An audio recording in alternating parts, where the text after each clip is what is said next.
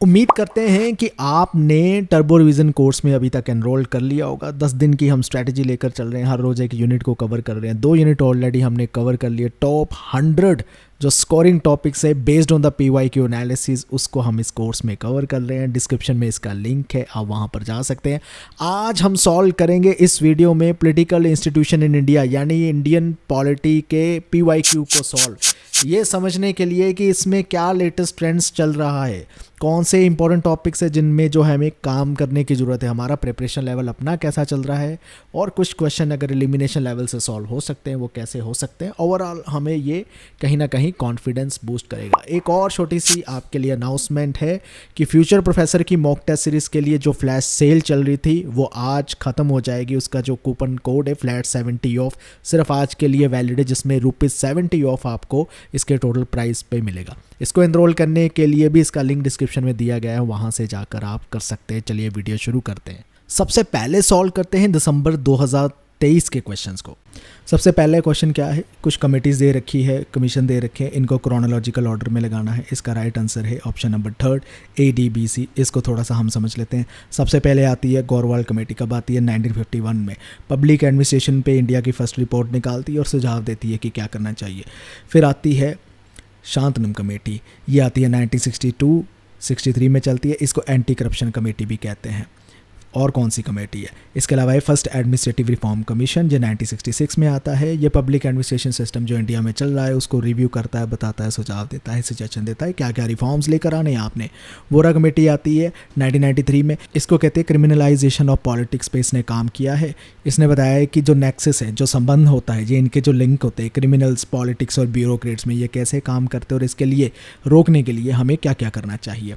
बढ़ते हैं इसके सोर्स की ओर। तो ये सारी चीज़ें आपको कहाँ से मिल जाती। एक बुक है public administration in a globalising world, theories and practice, ये सेज पब्लिकेशन है। विद्या चक्रवर्ती की बुक है, साथ में और भी लोगों ने काम किया है, चंद पी, ठीक है, ए रॉय, तो इनकी बुक है, ये आप याद रख लेना। वैसे भी ये थोड़े सी आपको कमेटी कमीशन तो लक्ष्मीकांत से भी मिल जाते हैं।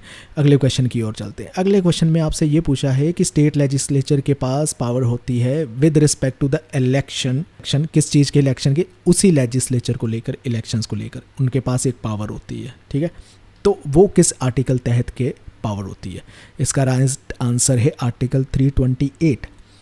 अब ये क्या है? ये है एक आर्बिट क्वेश्चन, पचीदा क्वेश्चन, वो क्वेश्चन जो आपका दिमाग खाता है।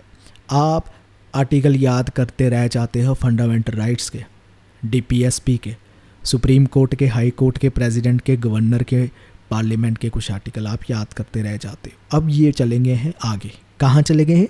स्टेट लेजिस्लेचर के आर्टिकल्स, यानी स्टेट लेजिस्लेचर से लेकर जो जो भी पावर एसोसिएटेड है, जो जो भी उसके साथ आर्टिकल एसोसिएटेड है, उससे क्वेश्चन पूछ लिया गया। ये क्या चीज़ थी? ये वो चीज़ है जो याद रहने की संभावनाएं भी कम हो जाती है। ऐसे एग्जामिनर आपके साथ करता है, ठीक है। ऐसे क्वेश्चन भी आपसे कभी कभी पूछ लेता है इंडियन पॉलिटी के। तो आर्टिकल 328 के तहत ये एक उनके पास पावर है इलेक्शंस को लेकर, जिसमें वो दोनों हाउस में से किसी भी हाउस से, इन जो स्टेट के हाउस होते हैं, क्योंकि कुछ स्टेट में इंडिया में बाई कैमरल, आपको पता है ना बाई कैमरलिज्म कहाँ है, जहाँ पर 2 हाउसेस पाए जाते हैं स्टेट में, कौन कौन सी स्टेट है, ऐसा क्वेश्चन भी आपसे पूछ लिया जाता है। तो उनके इलेक्टोरल रोल्स प्रिपेयर करने, कुछ और इम्पोर्टेंट मैटर्स है, तो वहाँ पर वो कुछ कर सकते हैं। यहाँ पर बस यही आर्टिकल 328 के तहत पावर की बात की गई है। इसके सोर्स की बात करें तो इलेक्शंस के रिलेटेड जो आर्टिकल्स आते हैं वो लक्ष्मीकांत में दे रखे हैं। 324, 25, 6, 7 आप ये तो पढ़ते ही होंगे, लेकिन ये 28 भी इस बार जो है पूछ लिया गया। तो कितने आर्टिकल कर सकते हो आपकी कैपेसिटी पर निर्भर करता है। लर्निंग कैपेसिटी नहीं है, मेमोरी की कैपेसिटी, कितने होल्ड कर सकते हो, कंज्यूम कर सकते हो, मेमोराइज कर सकते हो। जितने मैक्स टू मैक्स कर सकते हो उतना ही अच्छा है, बुरी बात नहीं है। बट हर एक इंसान की मेमोरी की लिमिट है, वो उस लिमिट को कितनी पुश कर पाता है, कितनी मेहनत कर पाता है, क्या कर पाता है, अब वो सवाल है। क्योंकि ये क्वेश्चन जो हो गए हैं ये आपकी कॉग्निट एबिलिटी को टेस्ट नहीं कर रहे हैं, मेमोरी एबिलिटी को टेस्ट करने लगे। यहाँ ये कोई क्वेश्चन नॉलेज का, कॉन्सेप्ट का नहीं था, ये था फैक्ट का, आपकी मेमोरी टेस्ट की जा रही है। तो उसके हिसाब से ही क्वेश्चन को फिर हमने देखा है, उसी हिसाब से अभी, क्योंकि गेम के रूल्स हमने नहीं ना बनाए, एनटीए ने बनाए, उसके हिसाब से हमने आंसर देना है। चलिए अगले क्वेश्चन की ओर चलते हैं। लिंग्विस्टिक प्रोविंस कमीशन एक इस्टेब्लिश किया जाता है कॉन्स्टिट्यूएंट असेंबली को सुझाव देने के लिए, उसको क्या कहा जाता था? धार कमीशन कहते हैं। धार कमीशन तब किया गया था जब कॉन्स्टिट्यूएंट असेंबली थी। कब की ये बात है? ये बात है 1948 की। क्यों कहा जाता है इसको धार कमीशन? एस के धार इसके चेयरमैन थे, ठीक है। तो क्या ये कमीशन का काम था? वो कहते थे कि अगर स्टेट को क्रिएट किया जाए इंडिया में लैंग्वेज बेसिस में, तो कोई आपत्ति तो नहीं है, ठीक है। आपत्ति का मतलब ये है कि कोई गलत तो नहीं हो जाएगा, कुछ फिजिबिलिटी है ना इसकी, यस। तो ये चीज़ कही गई। और धार कमीशन ने क्या कहा था? भाई नहीं, लैंग्वेज के बेस में मत करना, इंडिया टुकड़ों टुकड़ों में बढ़ जाएगा, क्या कर रहे हो, ये नहीं करना चाहिए ऐसा। तो फाइनली जिस कमीशन की बात मानी जाती है, लैंग्वेज बेस्ड पे हम कर सकते हैं स्टेट को क्रिएट, कोई भी ज़्यादा मुश्किल नहीं आएगी, इंडिया डिवाइड नहीं हो जाएगा, टुकड़े टुकड़े नहीं हो जाएंगे, घबराओ मत, एडमिनिस्ट्रेशन भी बहुत अच्छी चल पाएगी। फाजल अली कमीशन आता है फाइनली, ठीक है। उसकी डेट क्या है वो भी याद रख लो। नहीं याद है कमेंट करके बताओ क्या याद है, गूगल जाके सर्च करो, ऐसी चीज़ें याद रखा करो कि अगर धार कमीशन के बारे में पूछा है और कौन से थे लिंग्विस्टिक बेसिस पे कमीशन, ठीक है, और कौन सा फाइनल हुआ जिसकी बात मानी गई। तो इंडियन पॉलिटी तो ऐसे ही याद की जाती है, फैक्ट है, नाम है, चीज़ें याद रखने पड़ेंगे, ठीक है।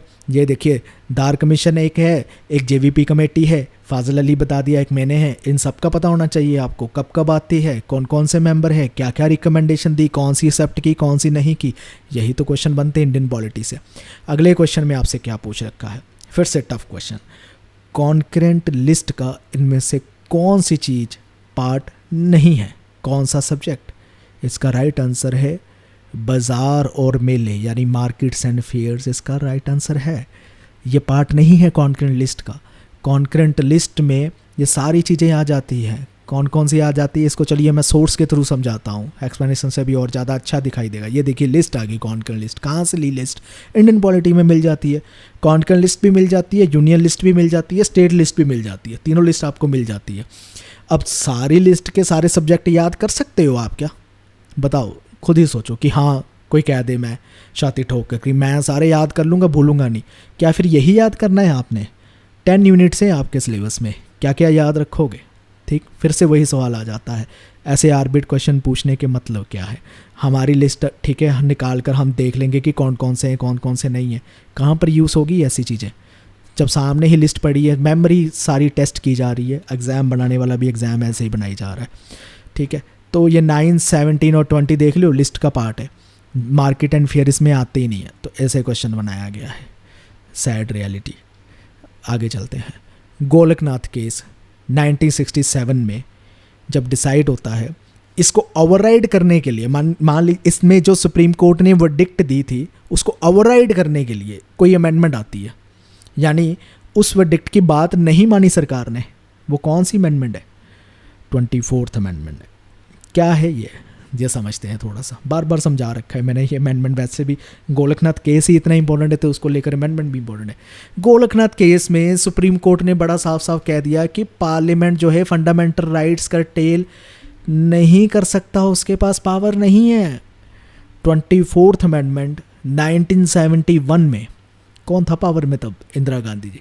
क्या किया उन्होंने ये डिसीजन को ओवररूल कर दिया कि नहीं, पार्लियामेंट के पास पावर है, आप बीच में मत आइए, सीधी सी बात है, ठीक है। ये आपको कहाँ से मिलती है? इंडियन पॉलिटी में भी ये बात मिल जाती है, हमने रैपिड फायर रिवीजन में भी ये बात क्लियरली मेंशन कर रखी है। 24th अमेंडमेंट किस केस के साथ एसोसिएटेड, किस कहाँ पर क्या चीज़ ओवररूल की जाती है। और मेरी एक वीडियो है इंपॉर्टेंट अमेंडमेंट्स जितनी आज तक की है ना, उस पर वीडियो बन रखी है, वो वीडियो भी देख लो। 15-20 मिनट में आई थिंक मैंने सारी अमेंडमेंट कवर कर रखी है उसमें, इंपॉर्टेंट जितनी भी है, और उसके साथ थोड़ी सी बैकग्राउंड भी बताई है जहाँ पर ज़रूरत है। इवन लैंडमार्क केसेस पे भी एक वीडियो बना रखी है, सुप्रीम कोर्ट के लैंडमार्क केसेस पे वीडियो। आप लिखो लैंडमार्क केसेस एजू सीकर, आपको मिल जाएगी। तो आई थिंक 12 लैंडमार्क केसेस है जो कॉन्स्टिट्यूशन को बहुत इंपॉर्टेंट मैं मानता हूँ है, और उसमें से क्वेश्चन बार बार आते रहते हैं। तो वो 12 आपको पूरे से कम्प्लीटली याद कर लोगे ना अच्छे से, ऐसे क्वेश्चन आप सॉल्व करने लगोगे। बात करते हैं आगे। 1 लाइनर क्वेश्चन है, पब्लिक अकाउंट कमेटी कि इनमें से कौन सा इनमें से सही है? इसका राइट आंसर ये सेकंड, ये चीज़ सही है। कि इलेक्शन उसके कैसे होते हैं, ये जो बात कही गई है ये सही है, बाकी जितनी भी इन्फॉर्मेशन दी गई है वो सभी की सभी गलत दी गई है, वो पब्लिक अकाउंट कमेटी की नहीं है। तो समझ लेते हैं ना, पीएसी का दोबारा क्वेश्चन है, गलती नहीं करनी है वो आपने, यहाँ से ही समझ लो। एक तरह से ये वीडियो आपके लिए रिवीजन वीडियो भी होती है, ये नहीं कि आप एग्जाम सॉल्व कर रहे हो। दोबारा से समझो, पब्लिक अकाउंट कमेटी में क्या होते हैं, 22 मेंबर होते हैं, 30 नहीं होते हैं, 22 होते हैं। अब 22 मेंबर की बाइफर्केशन समझो, 15 मेंबर आते हैं लोकसभा से और राज्यसभा से कितने आते हैं, 7 मेंबर राज्यसभा से आते हैं, टोटल कितने हो गए, 22 हो गए।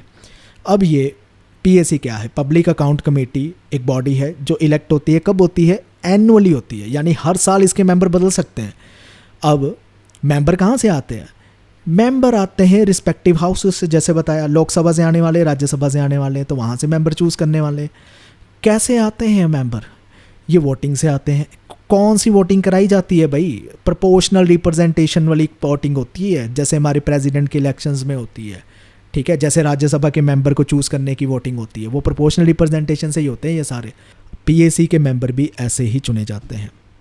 अब ये भी चीज़ समझिए, री इलेक्शन पीएसी में किसी तरह की कोई रिस्ट्रिक्शन नहीं है, सेम मेंबर पीएसी का दोबारा मेंबर बन सकता है, ठीक। तो ये चीज़ है, तो इसलिए करेक्ट आंसर 2 है इस अकॉर्डिंगली, और बाकी जितने भी दे रखे थे वो गलत थे। चलिए इसके सोर्स की बात कर लेते हैं, लक्ष्मीकांत में ये सारे मिल जाते हैं। पार्लियामेंट वाला चैप्टर आप रीड करते हो ना, सबसे स्केरी बल्कि बड़ा चैप्टर, सबसे बड़ा चैप्टर पार्लियामेंट है उसका, और वो नींद आने लगेगी आपको पढ़ते पढ़ते, क्योंकि वो बहुत लंबा है, 1 सिटिंग में ख़त्म करना नींद आ जाती, क्योंकि इतने सारे फैक्ट्स नहीं ना कंज्यूम कर पाओगे। तो इसको 2, 3, 4, 5 सिटिंग भी लगेगा ना, आराम से ख़त्म करो, एक एक चीज़ को अंडरलाइन करते हुए, नोट्स बनाते हुए, हाईलाइट करते हुए, जैसे आपको पसंद है ख़त्म करो। बेसिक इन्फॉर्मेशन आप निकालते रहो। मेंबर की कॉम्पोजिशन कमेटीज़ की कभी भी भूलना मत कि ये 15 मेंबर है, ये 7 है, ये सारी चीज़ें आपको पता होनी चाहिए। 1 साल के लिए इनकी टर्म है, फिर से इलेक्शन होंगे, ये बेसिक चीज़ें पढ़ो, ज़रूर पढ़ो जी। नेक्स्ट चलते हैं अगले क्वेश्चन पे। गवर्नर का क्वेश्चन है, किस चीज़ पे, उसकी क्वालिफिकेशन और अपॉइंटमेंट को लेकर है। क्या ये भी नहीं अब सॉल्व हो सकता था? गवर्नर तो हम पढ़ते हैं ना, इस चैप्टर को तो हम अच्छे से पढ़ के जाते हैं। इसका राइट आंसर क्या है, ए ही इसका राइट आंसर है। बाकी सारी स्टेटमेंट गलत कर दी है, उल्टा कर दी है, ठीक है, कुछ गड़बड़ कर दी, इसमें ट्विस्ट कर दी है। क्या कर दिया गया है, चलो देखते हैं वो भी। सबसे पहले ए ठीक है, सिटीज़न तो होना चाहिए गवर्नर। दूसरी चीज़ क्या है, 25 साल दे रखी है उन्होंने, इसकी क्वालिफिकेशन 25 नहीं है भाई, 35 ईयर है। 35 ईयर कंप्लीट होने के बाद ही उस पोजीशन के लिए एलिजिबिलिटी है। कौन अपॉइंट करता है, प्राइम मिनिस्टर अपॉइंट करते हैं गवर्नर को, इनकरेक्ट है, प्रेसिडेंट ऑफ इंडिया अपॉइंट करते हैं। गवर्नर कितने साल के लिए लेते हैं, 6 साल के लिए लेते हैं, नहीं इनकरेक्ट है, 5 साल के लिए लेते हैं। फिर आगे पूछा गया है, अगर गवर्नर ने रिज़ाइन देना है किसको देगा, प्राइम मिनिस्टर को लिख कर देगा, नहीं प्रेसिडेंट को लिख कर देगा। ये आपको पता होना चाहिए। ये है कुछ बेसिक चीज़ें। नेक्स्ट चलते हैं, ये सोर्स को समझते हैं। लक्ष्मीकांत की इंडियन पॉलिटी से मिल जाएगा। एडवांस टेस्ट सीरीज़ में भी हमने ऐसे ही ट्विस्टेड स्टेटमेंट वाले चीज़ें गवर्नर के लिए डाल रखी है डिफरेंट क्वेश्चन में, क्योंकि गवर्नर का क्वालिफिकेशन से लेकर लॉ को लेकर उसकी कौन कौन सी पावर है, क्वेश्चन आते रहते हैं, ठीक है। अब ये क्वेश्चन देखिए क्या है, वाइस प्रेसिडेंट ऑफ इंडिया रहे हैं पहले और बाद में प्रेसिडेंट बनते हैं, इनमें से कौन कौन वो लोग हैं। राइट आंसर ये सभी बनते हैं, ABCE, सिर्फ एक को छोड़कर, BD जत्ती को छोड़कर, ठीक है। क्यों, चलिए इनको देख लेते हैं। सर्वपल्ली राधाकृष्णन जो थे वो पहले क्या थे, वाइस प्रेसिडेंट थे, फिर प्रेसिडेंट बने। VV गिरी भी ऐसे थे, शंकर दयाल शर्मा भी ऐसे ही बने, BD जत्ती नहीं बने, R वेंकट रामन भी ऐसे बने, पहले वाइस प्रेसिडेंट फिर प्रेसिडेंट। इसको लक्ष्मीकांत की बुक में ना आपने 2 टेबल निकालने होते हैं, कौन कौन से, चलिए मैं दिखाता हूँ आपको सोर्स से। तो ये 2 टेबल रहे हैं आपके पास, ठीक है। एक वाइस प्रेसिडेंट का पढ़ो, एक प्रेसिडेंट का पढ़ो, जहाँ पर कॉमन नेम मिल रहे हैं, पता चल रहा है आपको कि पहले वाइस प्रेसिडेंट रहे, ऐसे प्रेसिडेंट रहे, ठीक है। सर्वपल्ली राधाकृष्णन दिख वाइस प्रेसिडेंट की लिस्ट में, यस, और प्रेसिडेंट की लिस्ट में भी दिख रहे हैं, तो मतलब ये प्रेसिडेंट भी बने थे। फिर doctor Zakir Hussain vice president रहे हैं, फिर इसके बाद प्रेसिडेंट भी बने हैं। ऐसे VV गिरी का नाम आ गया, ऐसे ही और नाम आ रहे हैं, ठीक है, आप देखते जाओ। BD जत्ती आप यहाँ पर देखो, वाइस प्रेसिडेंट रहे हैं, लेकिन प्रेसिडेंट रहे हैं कैसे, एक्टिंग रहे हैं, एक्टिंग प्रेसिडेंट रहे हैं, नॉट द एक्चुअल प्रेसिडेंट रहे हैं। VV गिरी भी एक्टिंग रहे हैं 4th नंबर पर, लेकिन वो 6 नंबर पर जाकर देखिए वो फुल टाइम प्रेसिडेंट भी बनते हैं। तो ये चीज़ें आपने ध्यान रखनी है। एक्टिंग वाले को प्रेसिडेंट इन्होंने काउंट नहीं किया है, काउंट किसको किया है, जिसकी फुल टाइम मेंबरशिप है। तो ऐसे रीड कर लीजिए कीजिए, एनालिसिस वाले डाटा को अच्छे से पढ़ लीजिए कीजिए, इसी से दोबारा कोई ना कोई क्वेश्चन वो फिर बनाएगा, आपने वहाँ पर गलती नहीं करनी है। 73rd अमेंडमेंट कॉन्स्टिट्यूशन 1992 एक्ट को लेकर कुछ पंचायत की प्रोविज़न दे रखी है, आपने बताना है इनमें से कौन कौन सी करेक्ट है। इसका राइट आंसर है, सभी करेक्ट है सी को छोड़कर, सी में कुछ गड़बड़ है, हम सभी देख लेते हैं एक एक करके। सबसे पहले आता है, ये अमेंडमेंट आती है 1992 में। ये अमेंडमेंट किस चीज़ को लेकर है, पंचायत की प्रोविज़न को लेकर है, ठीक है। ए स्टेटमेंट करेक्ट है, क्यों, क्योंकि ये एक्ट एम्पावर करता है किसको, ग्राम सभा को, किस चीज़ के लिए, विलेज लेवल पर कुछ सर्टन पावर देता है, कुछ फंक्शंस परफॉर्म कर सकता है, ठीक है। Subject to what, state legislature law, state ने अगर पंचायत के लिए लॉ बनाया उसको पावर देगी, उसके तहत वो पावर एक्सरसाइज कर ले। बी भी करेक्ट है। इस एक्ट में ये भी कहा गया है कि फाइनेंस कमीशन की फॉर्मेशन होगी, कौन करेगा, गवर्नर करेगा। ये लोकल लेवल पर फाइनेंस कमीशन की बात हो रही है, ठीक है। गवर्नर फॉर्म करेगा, 5 साल तक रहेगा। 5 साल वो क्या करेगा, फाइनेंस कमीशन, वो पंचायत का फाइनेंशियल स्टेटस को असेस करेगा, असेसमेंट देगा उसकी, फिर कुछ रिकमेंडेशन देगा कि उनको ये कर लेना चाहिए अगर अपनी वित्तीय हालात जो है ठीक करने हैं। सी इनकरेक्ट है। सी इनकरेक्ट कैसे है, सी में लिखा हुआ था कि स्टेट लेजिस्लेचर के पास ये पावर नहीं है कि वो पंचायत को कोई और फर्दर पावर दे सके। गलत है। इस एक्ट के तहत स्टेट लेजिस्लेचर के पास यानी राज्य विधायिका के पास ये पावर है, क्या चीज़ की, कि पंचायत को वो पावर दे सकता है, फर्दर एम्पावर कर सकता है, उसके रोल असाइन कर सकता है। इसलिए सी इनकरेक्ट हो गया। डी करेक्ट कैसे है, डी करेक्ट ऐसे है कि इलेक्शन पंचायत के विदिन 6 मंथ कराए जाएंगे, इससे ज़्यादा लेट नहीं होगा। क्यों, ताकि टाइमली इलेक्शन इसके होते रहें, ओके। और डी इसलिए करेक्ट है। चलिए बढ़ते हैं अगले क्वेश्चन की ओर, या सोर्स समझ लेते हैं सबसे पहले। तो ये सोर्स भी इंडियन पॉलिटी से, सारे क्वेश्चन जितने आ रखे हैं ना इंडियन पॉलिटी से आराम से मिल जाते हैं, कोई भी ऐसा क्वेश्चन नहीं था जो लक्ष्मीकांत से नहीं मिलता है। अब ये भी एस्टीमेट कमेटी का क्वेश्चन है, पूछा गया है कौन सा फंक्शन एस्टीमेट कमेटी का इनमें से नहीं है। इसका राइट आंसर है थर्ड। तो थर्ड क्यों नहीं है फंक्शन, इसको चलिए देख लेते हैं।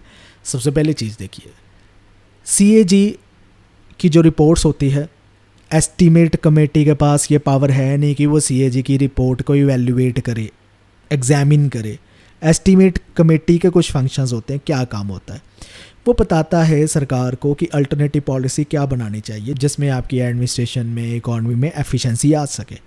इसके अलावा वो और चीज़ें सजेस्ट कर देता है, ठीक है, कि जो आपने मनी प्लान आउट की है कि खर्चा आपने करना है पॉलिसीज़ में, उसकी एस्टीमेशन ठीक है या गलत है। एस्टीमेट कमेटी उसको इवैल्यूएट कर देगी, पार्लियामेंट के सामने वो रिपोर्ट भी प्रेजेंट कर देगी। लेकिन सीएजी के रिपोर्ट के साथ एस्टीमेशन कमेटी का कुछ भी लेना देना नहीं है। बस यही क्वेश्चन था, यहाँ पर ही उसने आपको कहा था पूछने के लिए। कहाँ से मिलते हैं ऐसे क्वेश्चन, ये भी इंडियन पॉलिटी में ही है, वही किताब, उससे आपके कितने क्वेश्चन निकल सकते थे, 10 क्वेश्चन 20 मार्क्स। अच्छे से पढ़ा होता तो ये क्वेश्चन ऐसे थे कि पूरी ज़्यादा डेप्थ में जाकर टफ क्वेश्चन नहीं है, इंडियन पॉलिटी के क्वेश्चन सीधे सीधे पूछे गए हैं, मैं ये मानता हूँ। और आपको सही करने चाहिए थे, सभी नहीं लेकिन 10 में से 8 क्वेश्चन कम से कम मिनिमम इसके ठीक होने चाहिए थे, अगर आप इंडियन पॉलिटी अच्छे से पढ़ते हो लक्ष्मीकांत की। अब सॉल्व करते हैं जून 2024 के क्वेश्चंस को। ये एक ऐसा आपका यूनिट है इस बार जिसमें से बल्क क्वेश्चन आए हैं, और क्वेश्चन भी बड़े ऊट पटांग से, अजीब अजीब से। कुछ चीज़ें थी जो मैंने देखी है कि कैसे हम सॉल्व कर सकते थे, इसलिए इस पार्ट को बहुत ध्यान से देखना। ये पूछ रखा है article of the Indian constitution, अच्छा ये ऑर्डिनेंस को लेकर आर्टिकल पूछा गया है, वो गवर्नर को लेकर कि ऑर्डिनेंस वो इशू कर सकते हैं, वो पावर उनके कौन से आर्टिकल के तहत है। देखो 123 और 213 में ना स्टूडेंट मुझे लग रहा है कंफ्यूज रहे होंगे, क्योंकि ये गवर्नर और प्रेसिडेंट दोनों के आर्टिकल हैं ऑर्डिनेंस को इशू करने के। लेकिन अब इनमें से गवर्नर कौन सा है, प्रेसिडेंट कौन सा है, तो कैसे इसको याद रखने का एक वे होता है। नंबर 1 पे कौन आते हैं, प्रेसिडेंट आते हैं, ठीक है, तो उनका 1 2 3 है। नंबर 2 पे कौन आता है, गवर्नर आते हैं, तो 213 उनका है, इसलिए 213 इसका आंसर है। इसको इस तरह से याद रखना। प्रेसिडेंट और गवर्नर के आर्टिकल में ना ऑर्डिनेंस को लेकर कन्फ्यूजन क्रिएट की जाती है, वो कन्फ्यूजन आपको नहीं होनी चाहिए, ठीक है। सारा प्रोसेस मैंने यहाँ पर लिख दिया है, पीडीएफ से आप पढ़ लेना कि क्या वैलिडिटी ड्यूरेशन होती है। इससे भी क्वेश्चन जो है कभी कभी बन जाते हैं और पूछे जाते हैं, ठीक है। रैपिड फायर रिवीजन की बुक में भी मिल जाता है और लक्ष्मीकांत में भी आपको मिल जाता है। अगले क्वेश्चन की ओर बढ़ते हैं। अब यहाँ पर पूछ रखे हैं प्राइम मिनिस्टर को क्रोनोलॉजिकल ऑर्डर में लगाना है। देश के प्राइम मिनिस्टर तो आपको पता ही होते हैं, लेकिन एग्जामिनर ने क्या किया है, उन प्राइम मिनिस्टर की लिस्ट दी है जो बहुत ही कम टाइम के लिए प्राइम मिनिस्टर रहे हैं, कंफ्यूज करने के लिए आपको। तो इसको याद रखने का कोई वे नहीं है कि कोई ट्रिक हो या कुछ चीज़ें हैं। इसमें एक चीज़ें आपने याद रखनी है कि शुरू में आपको पता है जवाहरलाल नेहरू आते हैं, ठीक है, फिर लाल बहादुर शास्त्री आते हैं, फिर इंदिरा गांधी आते हैं और फिर मोरारजी देसाई आते हैं। मोरारजी देसाई के बाद चरण सिंह आते हैं और उसके बाद आते हैं विश्वनाथ प्रताप सिंह यानी वीपी सिंह। वीपी सिंह मुझे पता है पहले आते हैं, ठीक है, बाकियों का मुझे नहीं पता है। तो डी जहाँ पर मुझे पहले दिखाई देगा वो ऐसी ऑप्शन ए की है, इसलिए डी आंसर निकल आया, बाकी अपने आप अरेंज हो जाएंगे। वीपी सिंह आगे 1989 से 1990, फिर चंद्रशेखर आगे, ठीक है, वो भी कुछ टाइम के लिए लेते हैं 90 से लेकर 91, फिर नरसिम्हा राव आगे 91 से 96, फिर अटल बिहारी वाजपेयी फर्स्ट टर्म जो 16 दिन की सरकार जिसे कहते हैं वो आते हैं, फिर उसके बाद देवगौड़ा आते हैं। ऐसे आंसर है, ऐसे अरेंज करना था आपने। एक बार इनको देख लेना कि लक्ष्मीकांत में भी दे रखा है वो प्राइम मिनिस्टर जो रीजनेबल पीरियड के टाइम के लिए रहे, मतलब बहुत ज़्यादा टाइम 5 साल की टर्म के लिए नहीं भी रहे, वो कौन कौन से उनके नाम आपको याद होने चाहिए, वहाँ से ही इन्होंने क्वेश्चन बना दिया गया है। अगले क्वेश्चन की ओर बढ़ते हैं। ये 2 लिस्ट दी गई है और उसके हिसाब से आपने बताना है, स्लोगन के साथ मैच करना है। लाल बहादुर शास्त्री का जय जवान जय किसान बहुत इंपॉर्टेंट स्लोगन, ए का थर्ड एक में ही है, यानी एक ही ऑप्शन इसमें थी। सेकंड बाकियों का पता हो भी ना भी हो, आंसर सॉल्व हो रहा था आपसे, ठीक है। लाल बहादुर शास्त्री जय जवान जय किसान, इंदिरा गांधी गरीबी हटाओ, विनोबा भावे बुडान मूवमेंट, दीनदयाल उपाध्याय का इंटेग्रल ह्यूमनिज्म। इतना डिफिकल्ट क्वेश्चन नहीं था, ठीक है। इसके सोर्स की बात करें रैपिड फायर रिवीजन में आपको ये सभी आइडियाज़ मिल जाते हैं। अगले क्वेश्चन की ओर बात करते हैं। क्रोनोलॉजिकल ऑर्डर में लगाने हैं कुछ केसेस और जो मोस्टली रिलेटेड है किसके साथ, कॉन्स्टिट्यूशनल केसेस है ये। और मैं अगर देखूं तो इनमें से सबसे पहले मुझे जो दिखाई दे रहा है Golaknath versus state of Punjab पहला केस है, मतलब काफ़ी पुराना केस है जो फंडामेंटल राइट के इशू की बात करता है। जब सुप्रीम कोर्ट ने वर्डिक्ट दी थी कि पार्लियामेंट के पास एब्सोल्यूट पावर नहीं है कि वो कॉन्स्टिट्यूशन को अमेंड कर सकती है, इसलिए वो फंडामेंटल राइट को अपने हिसाब से अमेंड नहीं कर सकती है। तो डी जो है सबसे पहले आना चाहिए। एक ही ऑप्शन में मुझे डी दिख रहा है, वो थर्ड है, बाकी के अपने आप इसमें अरेंज हो जाते हैं।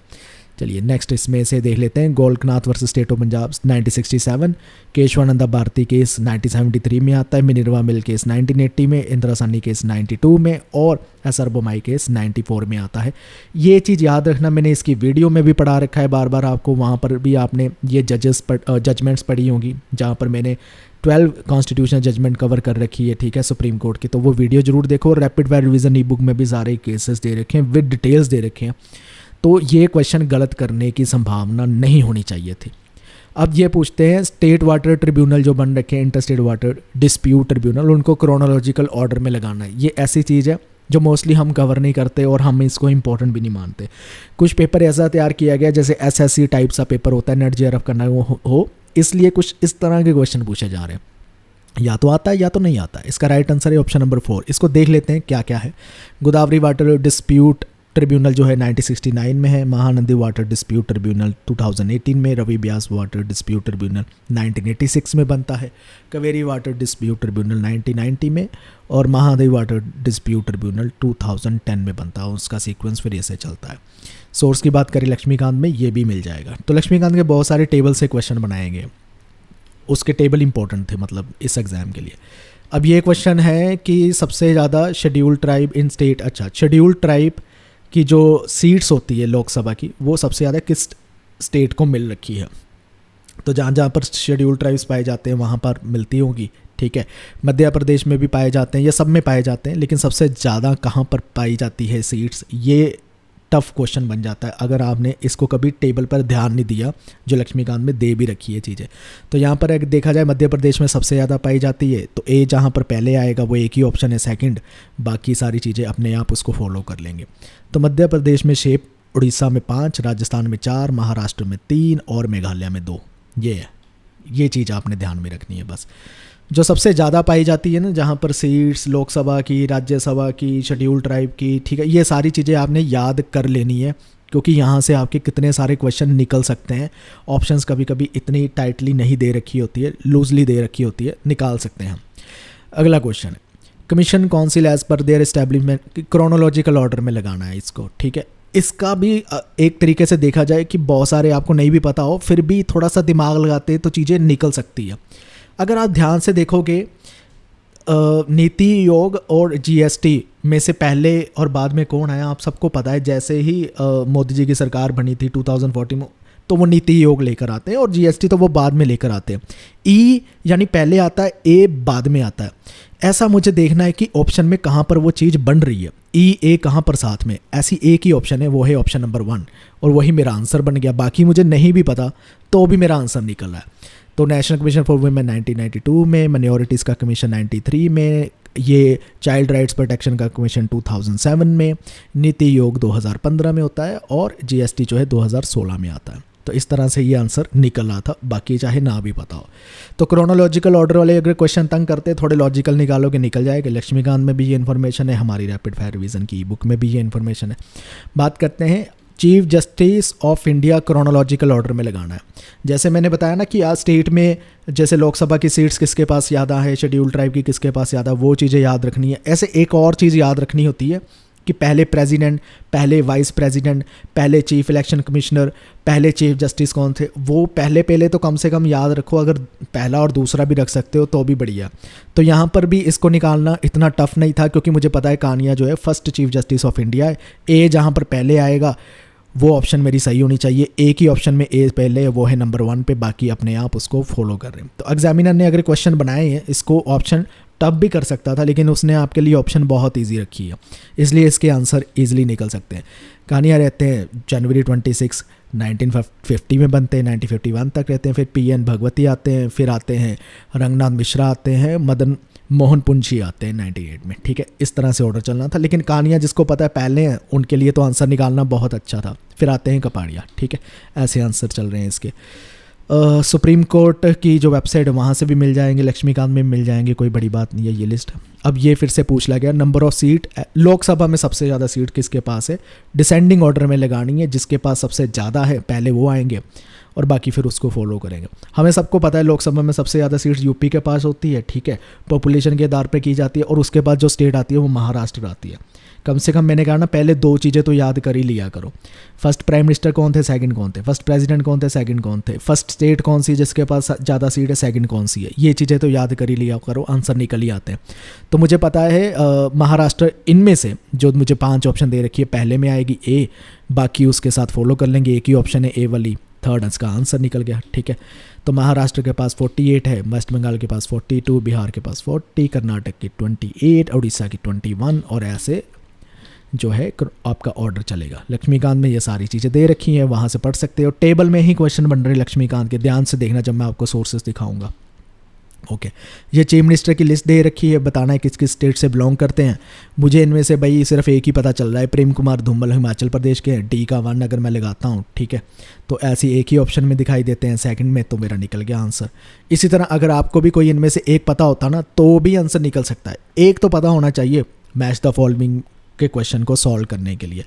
कपूरी ठाकुर बिहार के हैं, ठीक है, राम नरेश यादव यूपी के हैं, रविशंकर शुक्ला मध्य प्रदेश के, और प्रेम कुमार धूमल हिमाचल प्रदेश के। सोर्स की बात करें तो डिफरेंट वेबसाइट से ऐसी चीज़ें मिल जाएगी। क्रोनोलॉजिकल ऑर्डर में बात करते हैं प्रेसिडेंट ऑफ इंडिया की। जैसे मैंने कहा पहले 2 तो पता होना चाहिए मुझे। एक तो पहले पता है कि हमारे जो फर्स्ट प्रेसिडेंट थे वो राजेंद्र प्रसाद थे, सेकंड कौन से, एस राधाकृष्णन है। तो यहाँ पर यानी सबसे टॉप पर ए आएगा, उसके बाद बाकी फॉलो करेंगे। और एक ही ऑप्शन पे है, ऑप्शन नंबर 1 पे, बाकी मुझे नहीं भी पता, मेरा आंसर निकल गया। ABCD इसका फॉर्मेट रहेगा। एस राधाकृष्णन आते हैं, ठीक है, पहले। फिर जाकिर हुसैन आते हैं, संजीव रेड्डी आते हैं, वेंकट रमन आते हैं, शंकर दयाल शर्मा आते हैं। प्रेसिडेंट की लिस्ट तो आपको वैसे पता होनी चाहिए, पहले 2 तो मिनिमम याद रखो, बाकी के रिसेंट वाले तो आपको वैसे ही याद रहते हैं कि अभी कौन चल रहा है, उससे पहले कौन चल रहा है, क्योंकि वो तो अभी आपने अपनी लाइफ में देखा है। आपसे पैदा होने से पहले या आप जब छोटे थे तब कौन कौन थे, वो बस दिक्कत रहती है, वो आपको नहीं याद रहते हैं, उनको आप एक बार देख लेना। तो ये भी आप देख सकते हैं, टेबल से क्वेश्चन बन रखा है। नेक्स्ट क्वेश्चन की ओर चलते हैं। यूनिफॉर्म सिविल कोड किस चीज़ का पार्ट है? बहुत ही इजी क्वेश्चन, अभी यूनिफॉर्म सिविल कोड चर्चा में भी रहा है। DPSP का पार्ट है। DPSP या आर्टिकल 44 में यूनिफॉर्म सिविल कोड की प्रोविज़न उसमें है। तो काफ़ी चीज़ें जो है करंट से जुड़ी हुई भी चीज़ें ध्यान में रखा करो। रैपिड फायर रिवीजन में मिल जाएगा, लक्ष्मीकांत में भी मिल जाएगा, इजी क्वेश्चन था। बात करते हैं गवर्नर को लेकर, ये कुछ आर्टिकल दिए गए हैं और देखना है अब इस क्वेश्चन को हम कैसे सॉल्व कर सकते हैं। पहले तो डी देखो, 1 2 3 लिखा हुआ है ना गवर्नर की पावर ऑर्डिनेंस को लेकर। ये 1 2 3 मैंने बताया भी है कि जब 1 आ जाए पहले तो नंबर 1 पे प्रेसिडेंट है, नंबर 2 पे गवर्नर है। 1 2 3 वाली डी वाली स्टेटमेंट गलत दे रखी है, मैंने डी निकाल दिया तो ऑप्शन नंबर 1 भी चलेगी और 4 भी चलेगी। बची कौन सी? सेकंड और थर्ड। अब एक चीज़ और क्लियर होगी, सेकंड और थर्ड में ABC कॉमन है, यानी ABC तो पक्का ही करेक्ट है ना मेरा। लेकिन ई के बारे में अब सोचना है मैंने कि ई सही है या नहीं है। इसको कैसे निकालता अगर एग्जाम में होता? तो मुझे गवर्नर के आर्टिकल्स दिखाई दे रहे हैं कि गवर्नर के जो मोस्टली आर्टिकल्स चलते हैं वो 150 से लेकर 200 की लाइन में ज़्यादा रहते हैं, ठीक है। 300 में रेयर कुछ आर्टिकल है जो गवर्नर के साथ मैच करते हैं। तो ये जो 333 वाला आर्टिकल है ये गवर्नर के साथ मैच करने के चांसेस कम है। ऐसे तुक्का लगाता, इंटेलिजेंट गैस लगाता तो ई को मैं एलिमिनेट करता और ABC आंसर बन जाता है इसका। चलिए नेक्स्ट इसको देख लेते हैं कि 155 में ये करेक्ट है, अपॉइंटमेंट ऑफ गवर्नर है। 159 गवर्नर की ओथ को लेकर है। 176 special address by the governor को लेकर है। 123 ये प्रेसिडेंट की पावर है, गवर्नर की नहीं है ऑर्डिनेंस प्रोमलगेट करने की। और आर्टिकल जो 333 है ये रिलेट करता है एंग्लो इंडियन कम्युनिटी की रिप्रेजेंटेशन कहाँ पर? स्टेट की लेजिस्लेटिव असेंबली में, स्टेट की लेजिस्लेटिव असेंबली में, ठीक है। जो राज्यों की विधानसभाएं होती हैं उसमें एंग्लो इंडियन की, ये आर्टिकल उससे रिलेटेड था। तो इस तरह से आंसर निकल जाता है। सोर्स की बात करें लक्ष्मीकांत में ये सारे मिल जाएंगे, मैंने वही बताया टेबल से ही आपसे सारे क्वेश्चन बना रखे हैं। हर एक पैटर्न देखो कि जितने मैं क्वेश्चन सॉल्व करा रहा हूँ अभी तक पॉलिटिकल थ्योरी के या और की है तो कोई ना कोई बुक में उठाई गई है, उसमें से उसने बॉक्सेस पढ़े हैं, बॉक्सेस से वो क्वेश्चन बनाई जा रहा है एग्जामिनर। बीच वाला टेक्स्ट पढ़ने का भी उसके पास टाइम नहीं है, इतना लेजी एग्जामिनर है आपका। ओके, ये चीज़ पूछी गई है। कौन सी चीज़ पूछी गई भाई? स्टेट लेजिस्लेटिव असेंबली में जो सीट्स हैं, ठीक है, उसको लगाना है आपने ऑर्डर में। ये बहुत ही ईजी है क्वेश्चन। किस तरह से ईजी है आपको सब पता है कि लोकसभा की सीट भी सबसे ज़्यादा यूपी के पास है और उसकी अपनी स्टेट असेंबली में भी सबसे ज़्यादा सीट यूपी के पास है, क्योंकि पॉपुलेशन के बेस पे हम सीट्स जो हैं प्रोवाइड कराते हैं ना, तो यूपी की पॉपुलेशन भी ज़्यादा है। ए पहले नंबर पर आएगा, ऐसी एक ही ऑप्शन है सेकंड जहाँ पर ए पहले पे आ रहा है, तो यानी सेकंड जो है वो सही होगा। इस तरह से इसका ऑर्डर चलेगा। यूपी के 404 मेंबर है, तमिलनाडु के 234 मेंबर है स्टेट के, ठीक है, राजस्थान के 200, मध्य प्रदेश के 230, असम के 126। तो ऐसे करके ये क्वेश्चन जो है सॉल्व हो जाता है। फिर से टेबल से क्वेश्चन बना रखा है, ठीक है। बहुत ही ज़्यादा प्यार है भाई साहब को टेबल से एग्जामिनर वाले। ओके, अगला क्वेश्चन किस चीज़ को लेकर है? ये है वाइस प्रेसिडेंट को क्रोनोलॉजिकल ऑर्डर में लगाना है। अब इन्होंने एक चीज़ की है, जैसे मैंने कहा कि पहले 2 भी पता हो तो भी निकल जाते हैं और करंट वाले तो आपको वैसे ही पता होते ही हैं। तो यहाँ पर पहले 2 भी नहीं दे रखे, बीच में से बना दिया गया क्वेश्चन। अब बीच में से बनाया गया है तो इसलिए क्वेश्चन ये हो जाता है टफ। जहाँ तो किसी को पूरे वाइस प्रेसिडेंट क्रोनोलॉजिकल ऑर्डर में याद है वो निकाल सकता है बस इसको, और कोई ट्रिक नहीं चलेगी। तो इसका राइट आंसर ऑप्शन नंबर 2 आता है, क्योंकि ये बीच वाले हैं इसलिए इसमें वो चलेगा नहीं। GS पाठक आते हैं, PD Jatti, M Hidayatullah, KR Narayan, BR शेखवत। तो इसका ऑर्डर ऐसे चलता है। सोर्सेस की बात करें फिर से टेबल से क्या बनाया गया? क्वेश्चन बनाया गया। चलिए अगले क्वेश्चन को देखते हैं। Chairman of the finance commission को आपने रिवर्स क्रोनोलॉजिकल ऑर्डर में लगाना है, तो उसके हिसाब से आपने आंसर देना था। रिवर्स क्रोनोलॉजिकल समझ रहे हो ना, मतलब जो सबसे बाद में आया उसको पहले लगाना है। तो इसमें अगर देखा जाए NK सिंह तो अभी रिसेंट रहे हैं, ठीक है, आपको पता होगा करंटली वही चल रहे थे जब तक ये अभी रिसेंट अपॉइंटमेंट नहीं हुई है अरविंद पनागरिया की, तो NK सिंह चलते हैं। तो डी सबसे पहले आना चाहिए, लेकिन डी के साथ ना इसमें एक चीज़ गड़बड़ है कि जो ऑप्शन फॉलो करनी चाहिए वो बी होनी चाहिए, AM खुसरो, लेकिन वो नहीं फॉलो कर रही है। तो ये सारी ऑप्शंस में ही गड़बड़ है, ऑप्शंस गलत दे रखी है। तो इसका ऑर्डर कुछ इस तरह से NK सिंह आएंगे, AM खुसरो आएंगे, YB शवन आएंगे, महावीर त्यागी आएंगे और फिर आएंगे K सनातनम, ठीक है। ऐसे इसका जो है फॉर्मेट चलने वाला था। लेकिन एनीवे तो ये भी टेबल से आपका बन रखा है फाइनेंस कमीशन का। ओके, नेक्स्ट क्वेश्चन से पूछते हैं। Indian constitution ensure individual freedom. ये क्वेश्चन ऐसा है कि आप निकाल देते आराम से पढ़ के कि इंडिविजुअल को फ्रीडम कैसे मिल सकती है, कैसे दी गई है, इंश्योर की गई है। तो इसमें अगर ई ऑप्शन देखेंगे कि no granting for the delivery of rights, Indian constitution में राइट्स को डिलीवर करने की गारंटी भी दी गई है आर्टिकल 32 के तहत कि वो एग्जीक्यूट भी किए गए, ऐसे नहीं है कि किताबी बातें ही हैं। तो ई को अगर हम निकाल देते हैं तो सारी ही ऑप्शन चली जाती है, फर्स्ट, सेकंड और फोर्थ, बचती कौन सी है? थर्ड, ABCD, वो सही है अपने आप में। तो ये आपको पता चल गया किस तरह से है। नेक्स्ट इसके अगर सोर्स की हम बात कर लें तो ये आपको रैपिड फायर रिवीजन से कुछ चीज़ें मिल जाती कि आर्टिकल 32 की बात की गई है, फंडामेंटल राइट को गारंटी कहाँ पर किया गया है, पार्ट 3 में किया गया, गारंटी वर्ड भी लिखा गया वहाँ पर, ठीक है। नेक्स्ट क्वेश्चन की ओर चलते हैं। इस क्वेश्चन में क्या पूछ रखा है? राज्यसभा की सीट्स लगानी है हाईएस्ट टू लोवेस्ट, जिसके पास सबसे ज़्यादा है पहले वो आएगा, फिर बाद में। ये वही चीज़ है जैसे लोकसभा के जिसके पास ज़्यादा सीट्स है वैसे ही चलता है, क्योंकि पॉपुलेशन के बेसिस पे ही सीट्स मिलती है। यूपी के सबसे पास लोकसभा की ज़्यादा है, राज्यसभा की भी ज़्यादा, और उसके पास फिर महाराष्ट्र के पास सबसे ज़्यादा लोकसभा की और फिर राज्यसभा की भी ज़्यादा। तो यहाँ पर भी महाराष्ट्र सी सबसे पहले आएगा, बाकी उसको फॉलो करेंगे। सी सिर्फ एक ही ऑप्शन में है, वो है सेकंड नंबर पर, तो इस हिसाब से ये आंसर निकल जाएगा। महाराष्ट्र 19 सीट्स, तमिलनाडु 18, वेस्ट बंगाल 16, मध्य प्रदेश 11 और उड़ीसा के पास 10 सीट्स है राज्यसभा की, ठीक है। और ये भी टेबल से आपसे क्वेश्चन बन रखा है जो लक्ष्मीकांत में दे रखा है। नेक्स्ट आपसे पूछा गया है, ये एक एक्ट था, maintenance of internal security act, Misa जिसे कहते हैं, जो 9 शेड्यूल से रिमूव किया जाता है। किस अमेंडमेंट ने इसको रिमूव किया है? तो अगर सोचा जाए ये कुछ ऐसा एक्ट है यहाँ पर गवर्नमेंट की पावर जो है इंक्रीज़ ही होने वाली है सिक्योरिटी को लेकर, ठीक है। और गवर्नमेंट की पावर इंक्रीज़ होने वाली चीज़ें इंदिरा गांधी बहुत ज़्यादा कर रहे थे, ठीक है। उसको रिमूव कौन कर सकता है? मोरारजी देसाई की गवर्नमेंट ने आकर किया। तो वो कौन सी अमेंडमेंट लेकर आते हैं? वो 44th अमेंडमेंट लेकर आते हैं, तो जिसमें उन्होंने वो चीज़ें जो इमरजेंसी के टाइम पर सेंट्रल गवर्नमेंट ने अपनी पावर को बढ़ा दी थी, उस चीज़ों को बैलेंस किया, रिमूव किया। तो 44th अमेंडमेंट बनती है 1978 में इस हिसाब से। तो उन्होंने रिमूव किया, ये हमने जान लिया है। सोर्स की बात करें लक्ष्मीकांत में भी ये चीज़ मिल जाएगी आपको।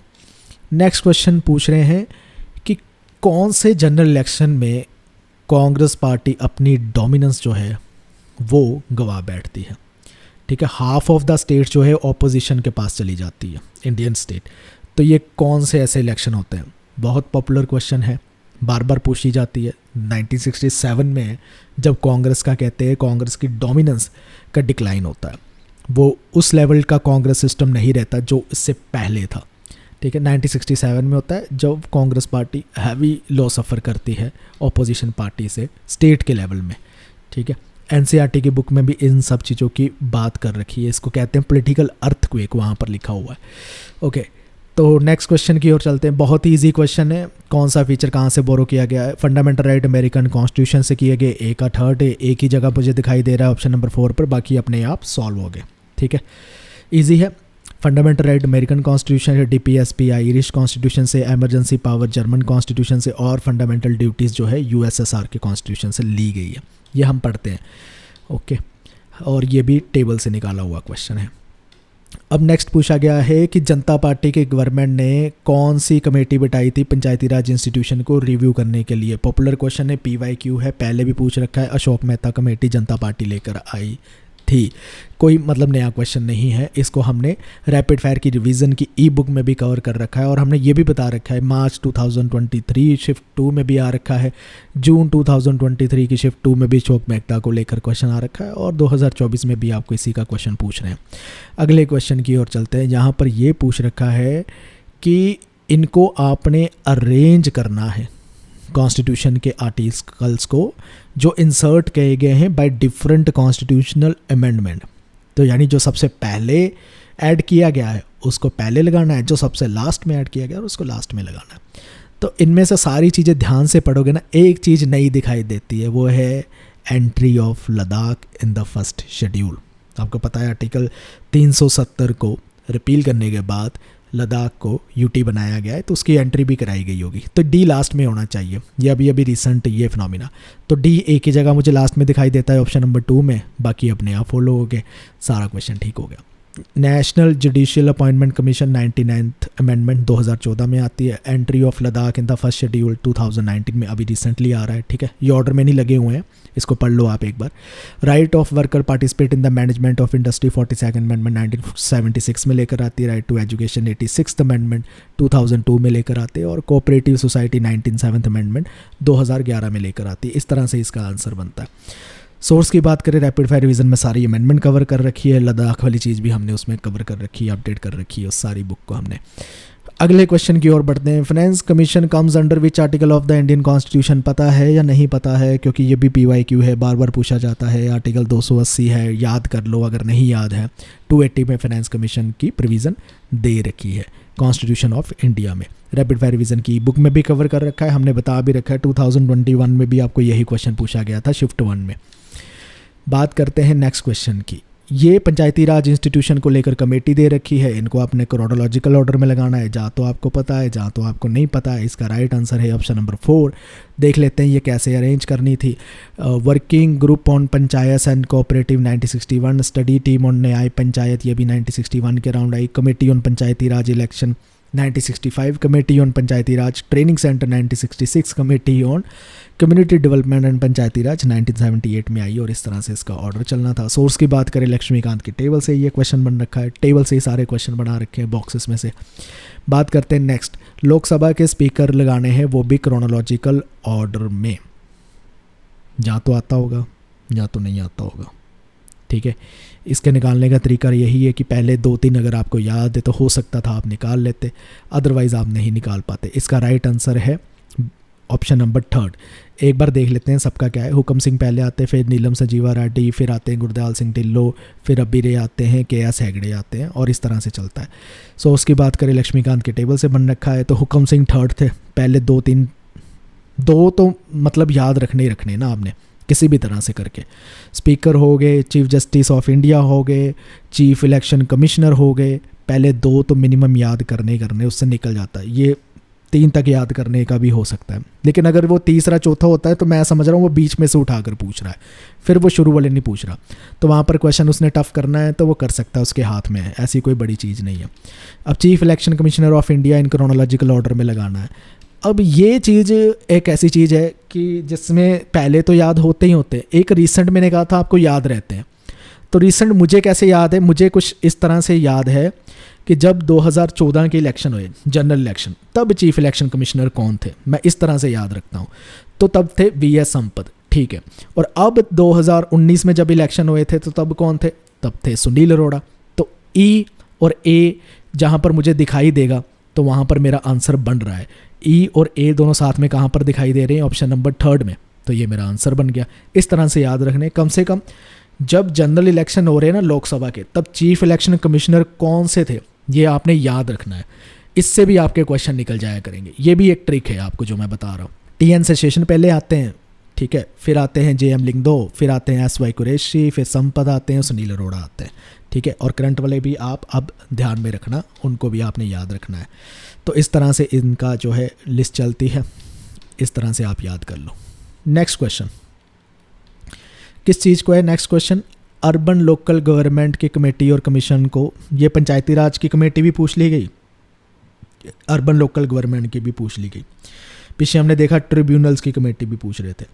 तो ये सारी चीज़ें जो है याद रखनी चाहिए। नहीं, अब सवाल आता है, मैं कहूँगा नहीं, इतनी मगजमारी मत करो, एक बार एक्सेप्शन लेकर ही चला करो NTA जब करता है। लेकिन yes, president, vice president, prime minister, ये सारे जो इंपॉर्टेंट बॉडीज़ होती हैं या इंपॉर्टेंट पोजीशंस हैं, इनके नाम यूज याद करने हैं। इनको ऑर्डर में सभी के सभी नहीं याद करने होते, मैंने कहा पहले 2-3 याद रख लो, करंट वाले आपको याद रहते हैं, उसके बेसिस पे चांसेस होते हैं आपका क्वेश्चन निकल जाएगा, तो वहाँ पर आपको मगजमारी करने की भी ज़रूरत नहीं पड़ेगी। इसका राइट आंसर है ऑप्शन नंबर 2। इसको हम देख लेते हैं कि कैसे चलना है।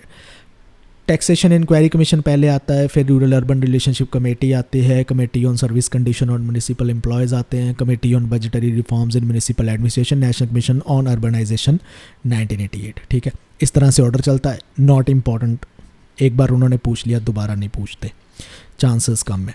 लक्ष्मीकांत के टेबल से ही सारे क्वेश्चन बना रहे हैं, जितने मिल रहे हैं उससे बनाया जा रहा है क्वेश्चन, ठीक है। कॉन्स्टिट्यूशनल अमेंडमेंट एक्ट दे रखे हैं और बता रखे हैं कौन कौन से आर्टिकल इंसर्ट कर रखे हैं, मैच करना है, और आर्टिकल भी वो वाले निकाले हैं जो इतने ईजी नहीं है जानने, कम बढ़े जाते हैं, ठीक है, इसलिए ये क्वेश्चन टफ हो जाता है। इसका राइट आंसर ऑप्शन नंबर 3 है। और किस तरह से कहाँ कौन सी अमेंडमेंट ने किया है एक बार देख लेते हैं। 92nd अमेंडमेंट ने ऐड किया है बोडो, डोगरी, मैथाली और संथल इन शेड्यूल 8, ठीक है। फिर आती है 104th अमेंडमेंट, इसने क्लॉज इंसर्ट किया है 3B इन आर्टिकल 344 अजीब सा क्वेश्चन बना रखा है। 76 अमेंडमेंट 1994 ने एंट्री की है इस आर्टिकल की, 72nd अमेंडमेंट ने ये आर्टिकल इंसर्ट किया। वो आर्टिकल किसके रिलेटेड है ये चीज़ नहीं बात की जा रही, कौन सा आर्टिकल कौन सा क्लॉज डाला है, क्वेश्चन को और ज़्यादा जो है ख़राब कर दिया, पेचीदा सा क्वेश्चन है।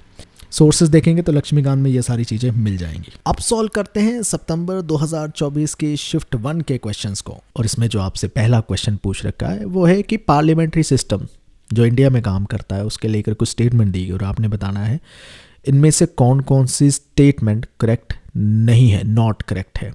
इसका राइट आंसर इनमें से कोई भी नहीं बनता है क्योंकि एनटीए ने इस क्वेश्चन को ड्रॉप कर दिया है। सबसे पहली स्टेटमेंट देख लेते हैं कि जितनी भी पार्टीज होती है पार्लियामेंट में वह गवर्नमेंट को रिप्रेजेंट करती है, ये सही नहीं है, सभी पार्टीज गवर्नमेंट को रिप्रेजेंट नहीं करती है।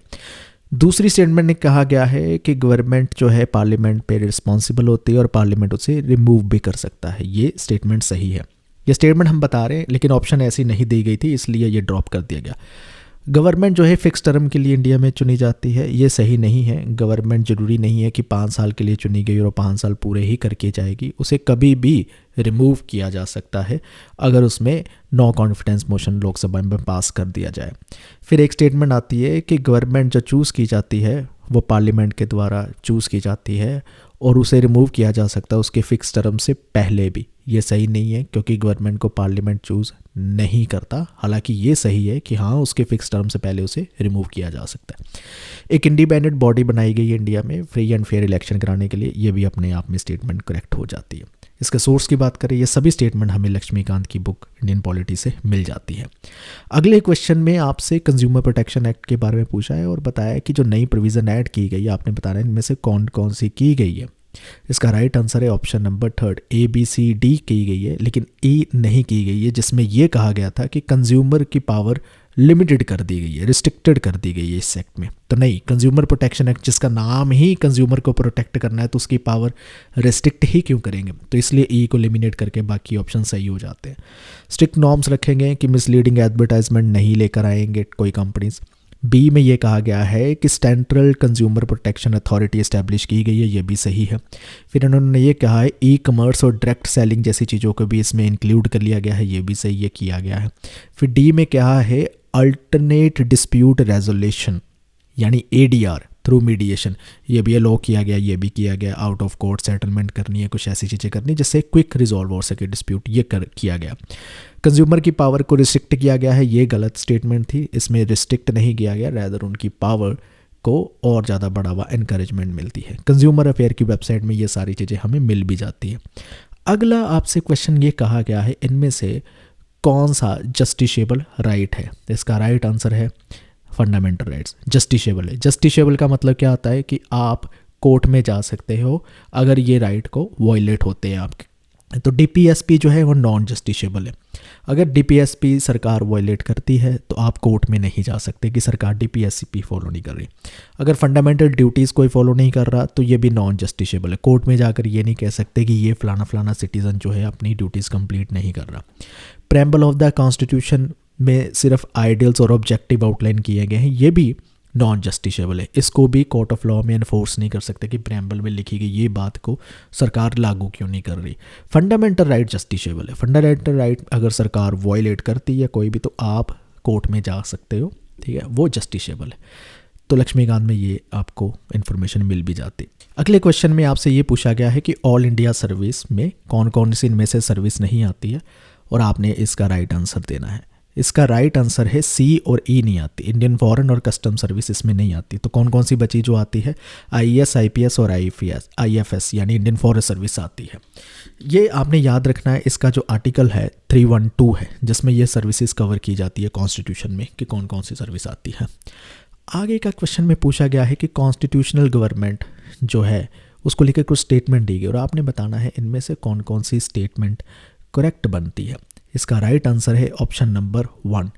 A और B जो स्टेटमेंट है वो करेक्ट है लेकिन बाकी की स्टेटमेंट करेक्ट नहीं दी गई। एक एक करके सभी स्टेटमेंट को समझ लेते हैं। कॉन्स्टिट्यूशनल गवर्नमेंट लिमिटेड गवर्नमेंट होती है। यस, ये लिमिटेड गवर्नमेंट होती है कि स्टेट के पास या सरकार के पास एब्सोल्यूट पावर नहीं होती है, लिमिट पावर होती है। लॉ एंड ऑर्डर मेंटेन करने तक पावर होती है, उसकी अथॉरिटी एब्सोल्यूट नहीं होती है।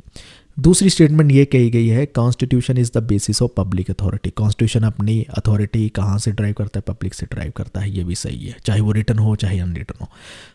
तीसरी स्टेटमेंट में ये कहा गया है कि prime minister formal head of the state होता है। नहीं, जरूरी नहीं है कि कॉन्स्टिट्यूशनल गवर्नमेंट में prime minister he head of the state हो, प्रेसिडेंट भी हो सकता है। अब फोर्थ स्टेटमेंट में ये कहा गया था कि इसमें हमेशा ही यूनिवर्सल अडल्ट फ्रेंचाइजी होती है, जैसे 18+ लोगों को सबको वोट करने का अधिकार होता है। तो कहते हैं ये भी हमेशा नहीं है। कुछ कंट्रीज़ में लिमिटेड फ्रेंचाइजी को यूज़ किया है, प्रॉपर्टी, एजुकेशन और अदर क्राइटेरिया रखे गए, तब जाकर आपको वोटिंग राइट्स मिलते हैं। तो ई और फिफ्थ स्टेटमेंट में ये कह रखा है कि लिमिटेड अडल्ट फ्रेंचाइजी इसमें हमेशा होती है। तो हमेशा लिमिटेड नहीं होगी, यूनिवर्सल भी हो सकती है। तो ये दोनों ही स्टेटमेंट अपने आप में कॉन्ट्राडिक्टरी है, ठीक है। तो दोनों ही अप्लाई नहीं होती कॉन्स्टिट्यूशन गवर्नमेंट में, कोई भी हो सकता है, यूनिवर्सल भी हो सकती है, लिमिटेड फ्रेंचाइजी भी हो सकती है। लक्ष्मीकांत के गवर्नमेंट में कुछ कुछ बातें इसकी भी आपको मिल जाती।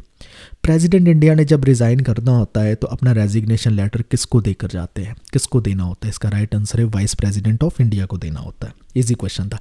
वाइस प्रेसिडेंट ऑफ इंडिया को देना है क्योंकि एक्स ऑफिशियो चेयरमैन भी है राज्यसभा के, और प्रेसिडेंट की जब चेयर खाली भी होगी, ठीक है, वेकेंट होगी, तो उसको फिल कौन करेगा? वही वाइस प्रेसिडेंट करेंगे। तो इसलिए इसकी इंपॉर्टेंस मानी जाती है। आर्टिकल 56 में यह बात कह रखी है कि प्रेसिडेंट का resignation must be submitted to the vice president. इसके सोर्स की बात करें लक्ष्मीकांत में ये भी मिल जाता। सारे क्वेश्चन आप देखोगे लक्ष्मीकांत से इंडियन पॉलिटी के आराम से कवर हो रहे थे, तो वहाँ से आप आराम से सही तरीके से पढ़ो लक्ष्मीकांत, आपका इंडियन पॉलिटी वैसे ही सॉल्व हो जाता है। इन्होंने कहा है इंडियन डेमोक्रेसी को लेकर कुछ चैलेंज आ रहे हैं, ठीक है, और वो चैलेंजेस कुछ ग्लोबलाइजेशन की वजह से आ रहे हैं। इनमें से आपने बताना है कौन सा चैलेंज ग्लोबलाइजेशन की वजह से नहीं आ रहा है। इसका राइट आंसर है ऑप्शन नंबर सी में क्या कहा गया है? Politics of defection. जब कोई लीडर एक पार्टी से दूसरी पार्टी की तरफ चला जाता है, ये ग्लोबलाइजेशन की वजह से कोई चैलेंज नहीं आ रहा है। ये तो इंटरनल पॉलिटिक्स की वजह से, ग्लोबलाइजेशन की वजह से हो ही नहीं सकता, लेकिन बाकी सब ग्लोबलाइजेशन की वजह से आते हैं। जैसे डीपोलिटिसाइजेशन हो रही है कि पॉलिटिकल एंगेजमेंट और इंटरेस्ट कम हो रहा है, इकोनॉमिक और सोशल कंसर्न इंटरनेशनल फॉर्म में ज़्यादा बढ़ते जा रहे हैं, तो ये डीपोलिटिसाइजेशन हो रही है। Roll back of welfare state की डिमांड की जा रही है कि ग्लोबलाइजेशन के चलते हुए वेलफेयर एक्टिविटीज़ को रिड्यूस करने की बात की जा रही है। मार्केट ड्रिवन पॉलिसीज़ होनी चाहिए, प्राइवेटाइजेशन होनी चाहिए, इस सब चीज़ों की बात की जा रही है। पॉलिटिक्स ऑफ डिफेक्शन जो हो रही है वो ग्लोबलाइजेशन से डायरेक्टली रिलेटेड नहीं है। अगर कोई लीडर पार्टी अपनी चेंज कर रहा है, वो इंटरनल पॉलिटिक्स की वजह से चेंजेस आ रहे हैं, ना कि ग्लोबलाइजेशन की वजह से आ रहे हैं। नेशन स्टेट डिके हो रहे हैं। इसका मतलब ये है कि नेशनल बाउंड्रीज का कंसेप्ट पहले जैसे स्ट्रिक्टली फॉलो किया जाता था वैसे नहीं हो रहा है। सोवरेनिटी रिड्यूस हो रही है, ऑटोनॉमी स्टेट की कम हो रही है, ट्रांसनेशनल फोर्सेस काम कर रही है, जैसे इकोनॉमिक, कल्चरल और पॉलिटिकल लेवल पर, जो नेशनल बाउंड्रीज से ट्रांसेंड होकर जा रही है। जैसे कोई बड़ी बड़ी कंपनी होगी, गूगल, फेसबुक जैसी, तो इसमें आप इसको इंक्लूड कर सकते हैं। क्रोनी कैपिटलिज्म आ रहा है ग्लोबलाइजेशन के चलते हुए, क्योंकि बिजनेस एलीट जो है वो पॉलिटिकल लीडर्स के साथ क्लोज टाइज बना रहे हैं, अनफेयर एडवांटेज यूज़ कर रहे हैं, मोनोपोलिस्टिक प्रैक्टिसेस को लेकर आ रहे हैं जिनसे उनकी ही कंपनी का मुनाफा हो। अभी अडानी ग्रुप इसी चीज़ का चर्चा में बन रखा है, न्यूज़ पे चल रहा है, तो क्रोनिक कैपिटलिज्म की ही वो एक एग्जाम्पल में आता है। इसलिए C only is the right answer, क्योंकि पॉलिटिक्स ऑफ डिफेक्शन ग्लोबलाइजेशन की वजह से नहीं होती। अब आरपीएससी का सेकंड ग्रेड का सोशल साइंस का 2015 का पेपर है, उसमें सेम क्वेश्चन आपसे देखो ये पूछ रखा है, और इस तरह से आप देख सकते हैं कि दूसरे एग्जाम के क्वेश्चन भी हमारे नेट में आते हैं कभी कभार। Basic structure is outcome of what? Option दी गई है और आपने बताना है कि बेसिक स्ट्रक्चर कहाँ से निकली थी। जुडिशियल इंटरप्रिटेशन से निकली थी। ये तो आपको पता होगा, फेमस केस था केशवानंदा भारती केस 1973 में, उसमें बेसिक स्ट्रक्चर डॉक्ट्रिन की बात की गई थी कि पार्लियामेंट कॉन्स्टिट्यूशन को अमेंड कर सकता है, जितना चाहे कर ले, लेकिन उसकी बेसिक स्ट्रक्चर को वायलेट नहीं कर सकता। सोर्स की बात करें लक्ष्मीकांत इंडियन पॉलिटी में, ये भी सोर्स मिल जाता। अगले स्टेटमेंट में आपसे ये पूछ रखा है कि इंडियन पॉलिटिकल सिस्टम को लेकर कुछ स्टेटमेंट दी गई है, उसके फीचर ही एक तरह से, तो आपने बताना है कौन कौन सी सही है।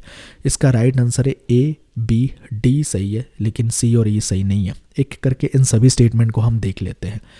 सबसे पहले इंडियन पॉलिटिकल सिस्टम जो है सेंट्रलाइजेशन और डिसेंट्रलाइजेशन का कॉम्बिनेशन है। यस है, उसमें बैलेंस पाया जाता है, यूनिटरी और फेडरल फीचर दोनों पाए जाते हैं, हम लक्ष्मीकांत की बुक में पढ़ते भी हैं। Indian political system through out the British period was very much dominated by religion. Yes, religion का बहुत ही रोल इसमें रहा है, अभी भी चल रहा है, तो पॉलिटिक्स में रिलीजन का रोल रहा है, ट्रू है। अगली स्टेटमेंट में ये कहा गया है कि इंडियन पॉलिटिकल सिस्टम में जो रियल एग्जेक्टिव पावर होती है सरकार चलाने की जिसे कहते हैं वो प्रेसिडेंट के पास है। फॉल्स है, प्रेसिडेंट के पास नहीं होती, वो prime minister and council of minister के पास होती है, कैबिनेट के पास होती है। Government system is based on 3 organs, legislative, executive and judiciary. True, ये तीनों ही ऑर्गन एग्जिस्ट करते हैं हमारे में। नेक्स्ट पूछा गया है कि ब्यूरोक्रेसी जो रोल प्ले करती है गवर्नमेंट में वो बहुत ही मिनिमल होता है। ये गलत है, मिनिमल नहीं होता। ब्यूरोक्रेसी का रोल पॉलिसी इम्प्लीमेंट करने से, गवर्नमेंट के फंक्शन मैनेज करने से, डे टू डे एक्टिविटीज़ में बहुत ज़्यादा एसेंशियल रोल प्ले करता है, तो मिनिमल नहीं कह सकते हैं। इसके सोर्स की बात करें तो लक्ष्मीकांत में इसकी बात भी आपको मिल जाती। अगले क्वेश्चन में आपसे ये कहा गया है, कुछ स्टेटमेंट दी गई है और आपने बताना है इनमें से कौन कौन सी स्टेटमेंट ट्रू है। ऑप्शन में यहाँ पर नहीं दिखा सकता हूँ क्योंकि अगली स्लाइड में दिखाऊंगा, यहाँ पर स्पेस ही नहीं बची थी ऑप्शन यहाँ डालने के लिए। आप अच्छी तरह से पॉज करके स्टेटमेंट पढ़ ले, फिर हम ऑप्शन की तरफ चलते हैं। इसके जो ऑप्शन है वो कुछ इस तरह से है और इनमें से जो आंसर राइट होगा वो ये है ऑप्शन नंबर 4, ABCD स्टेटमेंट। ठीक है, एक एक करके सभी स्टेटमेंट को हम देख भी लेते हैं। कॉन्स्टिट्यूशन ऑफ इंडिया स्टेट को अलाउ करता है कि वो धर्म के मामले में इंटरवीन कर सकता है ताकि वो इक्वालिटी लेकर आए अमंग रिलीजियस कम्युनिटीज़। क्या ये सही है? यस, ये सही है। चाहे फ्रीडम ऑफ रिलीजन कॉन्स्टिट्यूशन में लिखा हुआ है कि सिटीज़न को मिलेगा, बट स्टेट रिलीजन को रेगुलेट कर सकती है, कुछ रिलीजियन प्रैक्टिसेस को रिस्ट्रिक्ट भी कर सकती है। किस बेसिस पे? पब्लिक ऑर्डर, मोरालिटी, हेल्थ को लेकर, इक्वालिटी को प्रमोट करने के लिए वो रिलीजन में इंटरफेयर कर सकती है। ये कॉन्स्टिट्यूशन अलाउ करता है, तो इसलिए ये ट्रू होगी। कॉन्स्टिट्यूशन प्रोहिबिट करता है discrimination on the ground of religion. Yes, article 15 में रिलीजन के ग्राउंड पे प्रोहिबिशन कर रखी है कि डिस्क्रिमिनेशन नहीं होगी। कॉन्स्टिट्यूशन प्रोवाइड करता है इंडिविजुअल और कम्युनिटी जो है वो उनको फ्रीडम है रिलीजन की, प्रोफेस करने की, प्रैक्टिस करने की एंड प्रोपोगेट करने की। यस, आर्टिकल 25 में ये भी कह रखा है, इसलिए ये भी स्टेटमेंट ट्रू हो जाती है। कॉन्स्टिट्यूशन ऑफ इंडिया मिलिट्री और एकेडमिक डिस्टिंक्शन जैसी चीज़ों को एडवोकेट करता है। कॉन्स्टिट्यूशन प्रोहिबिट करता है स्टेट को कि किसी तरह के टाइटल नहीं देने, हालांकि मिलिट्री और एकेडमिक डिस्टिंक्शन दी जा सकते हैं। आर्टिकल 18 में ये चीज़ लिखी हुई है।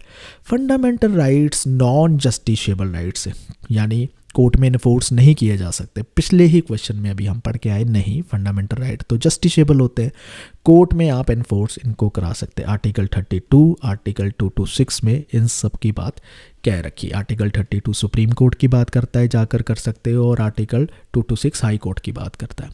इंडियन पॉलिटी के लक्ष्मीकांत में आपको मिल जाते ये भी सारी चीज़ें।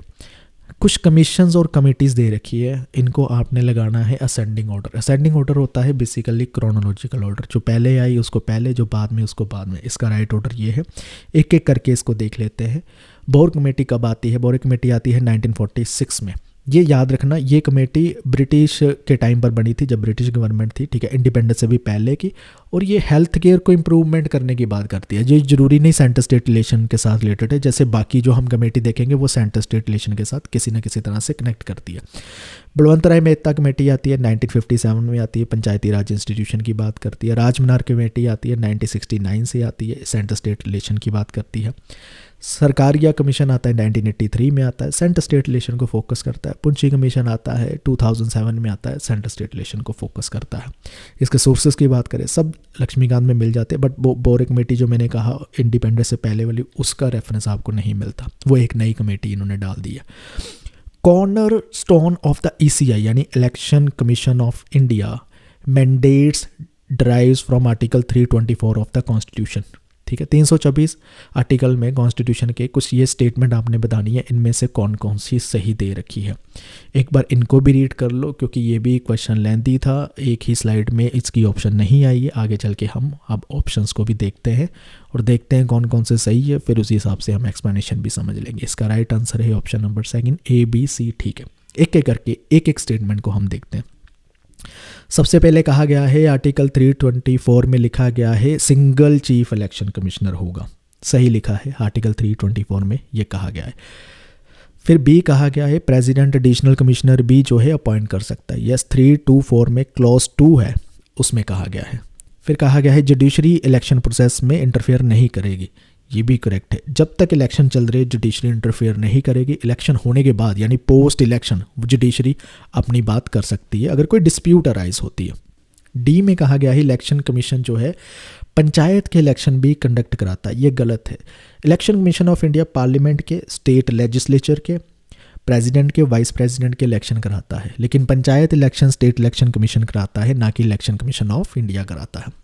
फिर ई में इन्होंने कहा गया था ड्यूरिंग द इलेक्शन पीरियड, जब तक इलेक्शन चल रहे हैं चीफ इलेक्शन कमिश्नर जो होगा वो चीफ एग्जीक्यूटिव ऑफिसर बन जाएगा गवर्नमेंट ऑफ इंडिया का, यानी सरकार की पावर लगभग उसके पास आ जाएगी। ऐसा नहीं है, वो चीफ एग्जीक्यूटिव अथॉरिटी नहीं बनता है, उसका सिर्फ रोल यही होता है फ्री एंड फेयर इलेक्शन करवाए और मॉडल कोड ऑफ कंडक्ट जो है वो ठीक तरह से एनफोर्स कराए, लेकिन वो गवर्नमेंट का सीईओ नहीं बन जाता है। ये गलत स्टेटमेंट थी।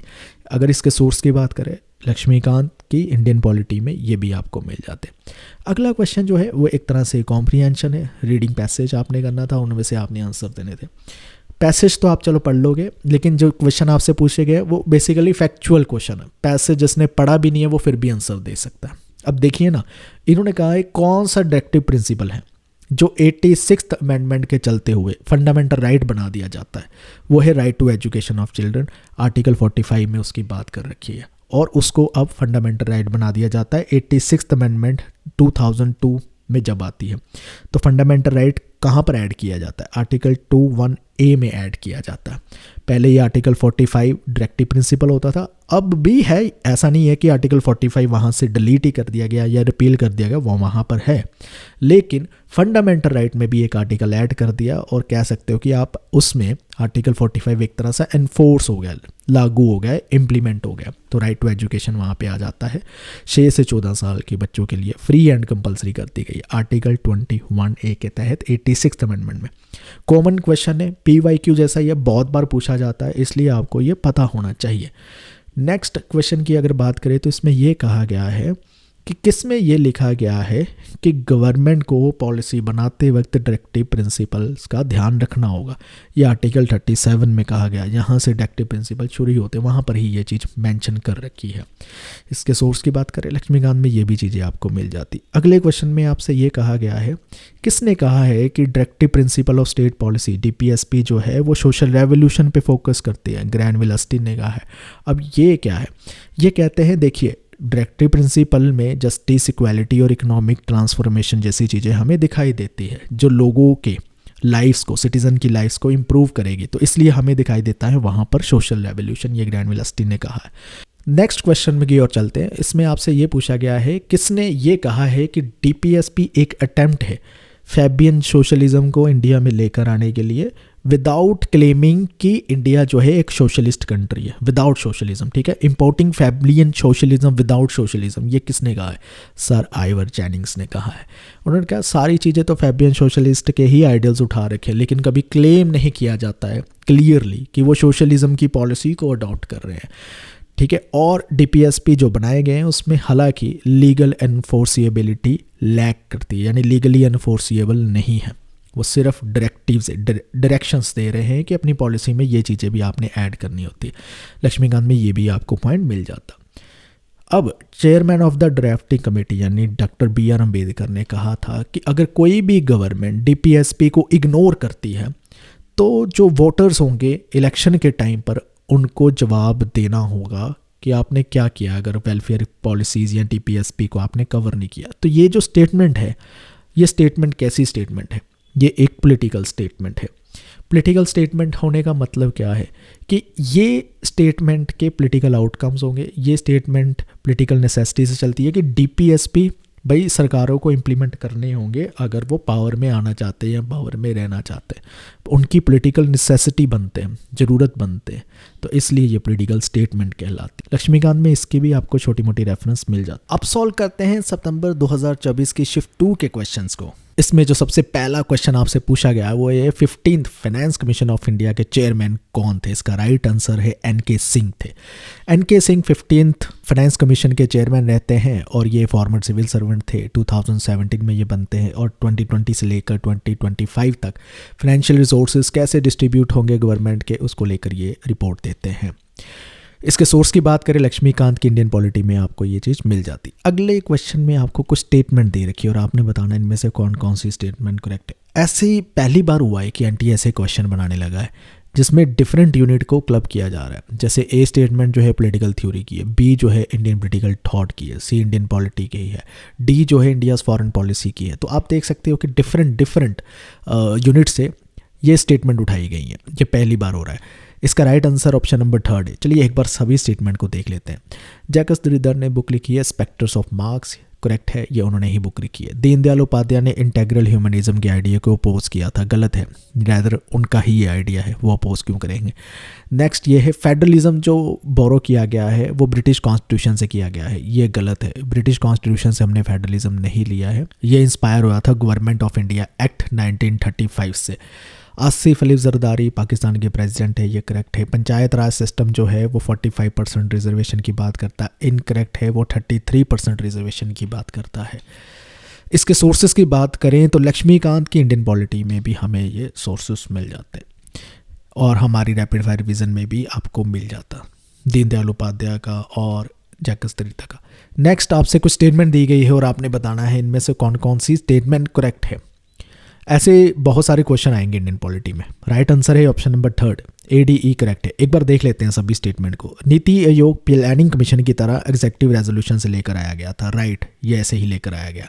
कंज्यूमर प्रोटेक्शन एक्ट 2023 ने 1986 वाले को रिप्लेस कर दिया, गलत। 2023 में कोई भी ऐसा एक्ट नहीं आया है, 2019 में आया था, तो उसने डेट चेंज करके ट्विस्ट किया है क्वेश्चन। अब ये इसमें ये कह रखा है सबसे पहला अम्बड्समैन जो इंस्टीट्यूशन है वो रशिया में आया, गलत, वो स्वीडन में आया था, जिसे हम इंडिया में लोकपाल कहते हैं। कहते हैं पहला एडमिनिस्ट्रेटिव कमीशन जो है उसने लोकपाल और लोकायुक्त की रिकमेंडेशन दी थी, यस उन्होंने ही दी थी।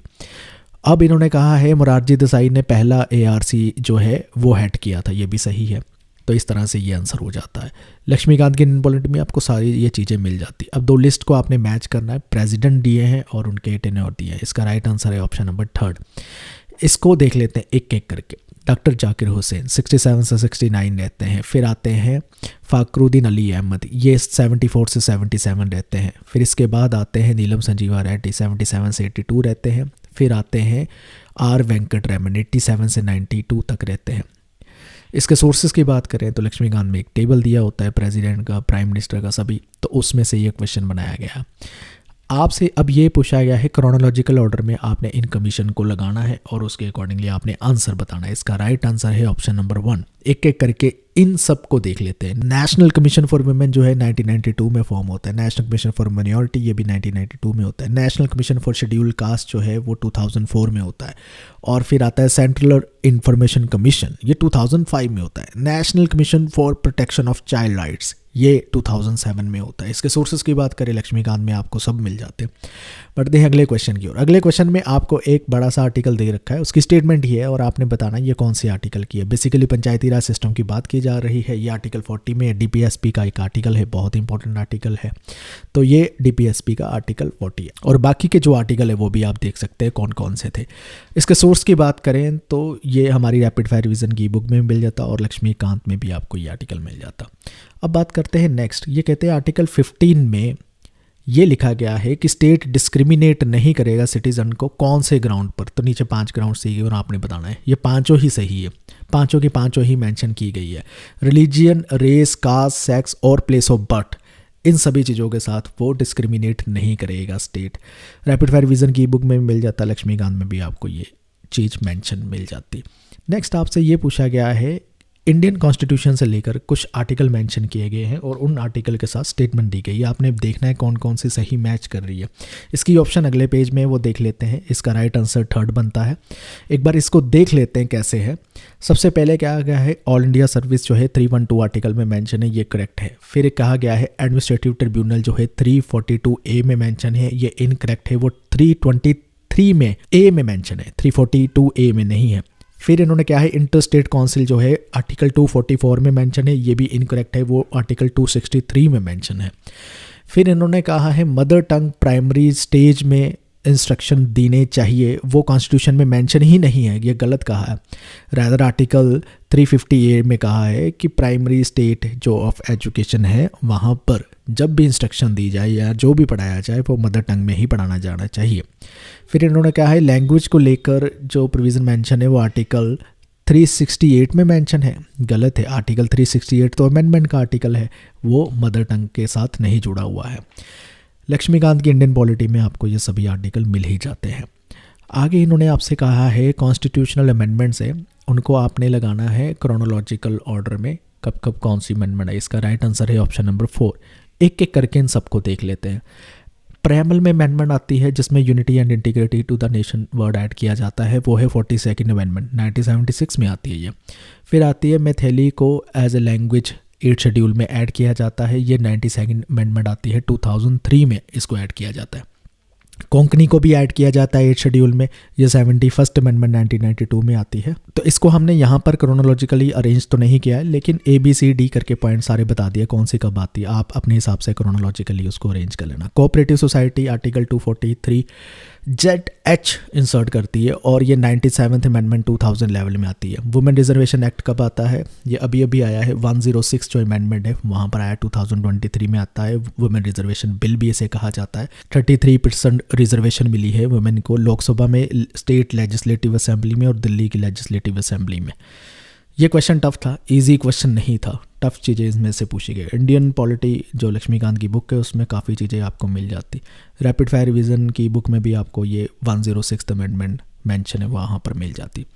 एक और नया क्वेश्चन है, ये इन्होंने कहा है स्वामी विवेकानंद ने जो फेमस एड्रेस दिया था यानी फेमस स्पीच दी थी, तो तब वहाँ के प्रेसिडेंट कौन थे उस पार्लियामेंट की, parliament of the world religion जो हुआ था उसके प्रेसिडेंट कौन थे, उसका नाम था जॉन हेनरी बैरोस। ये क्वेश्चन वैसे हम इंडियन पॉलिटिकल थॉट में भी ऐड कर सकते हैं, यहाँ पर ऐड हो गया है। 1893 में parliament of the world religion होता है और उसके प्रेसिडेंट रहते हैं जॉन हेनरी बोरोस। यहाँ पर ही स्वामी विवेकानंद एक स्पीच देते हैं, बड़ी फेमस हो जाती है। जॉन हेनरी बोरोस एक अमेरिकन क्लर्जीमैन थे, चेयरमैन थे general committee of the parliament. इन्होंने की रोल प्ले किया था कि ऐसा कोई इवेंट कराया जाए, और ये जब इवेंट होता है रिलीजियस हिस्ट्री जो है उसमें ये एक हिस्ट्री का एक पार्ट बन जाता है ये इवेंट। तो इनकी ऑफिशियल वेबसाइट से भी हमें ये इन्फॉर्मेशन मिल जाती है। दो लिस्ट को आपने मैच करना है, प्रेसिडेंट जो रूल लगाया जाता है स्टेट में, कौन सी स्टेट में कब कब लगता है उसको मैच करना है। इसका राइट आंसर ऑप्शन नंबर 1 है। टफ क्वेश्चन है ये भी, ईजिली हम ये सारी चीज़ें कवर नहीं करते हैं। आंध्र प्रदेश में चलता है 1973 में, असम में चलता है 1981 से 82 तक, हिमाचल प्रदेश में 92 से 93 तक चलता है, उत्तराखंड में 2016 में लगाया जाता है।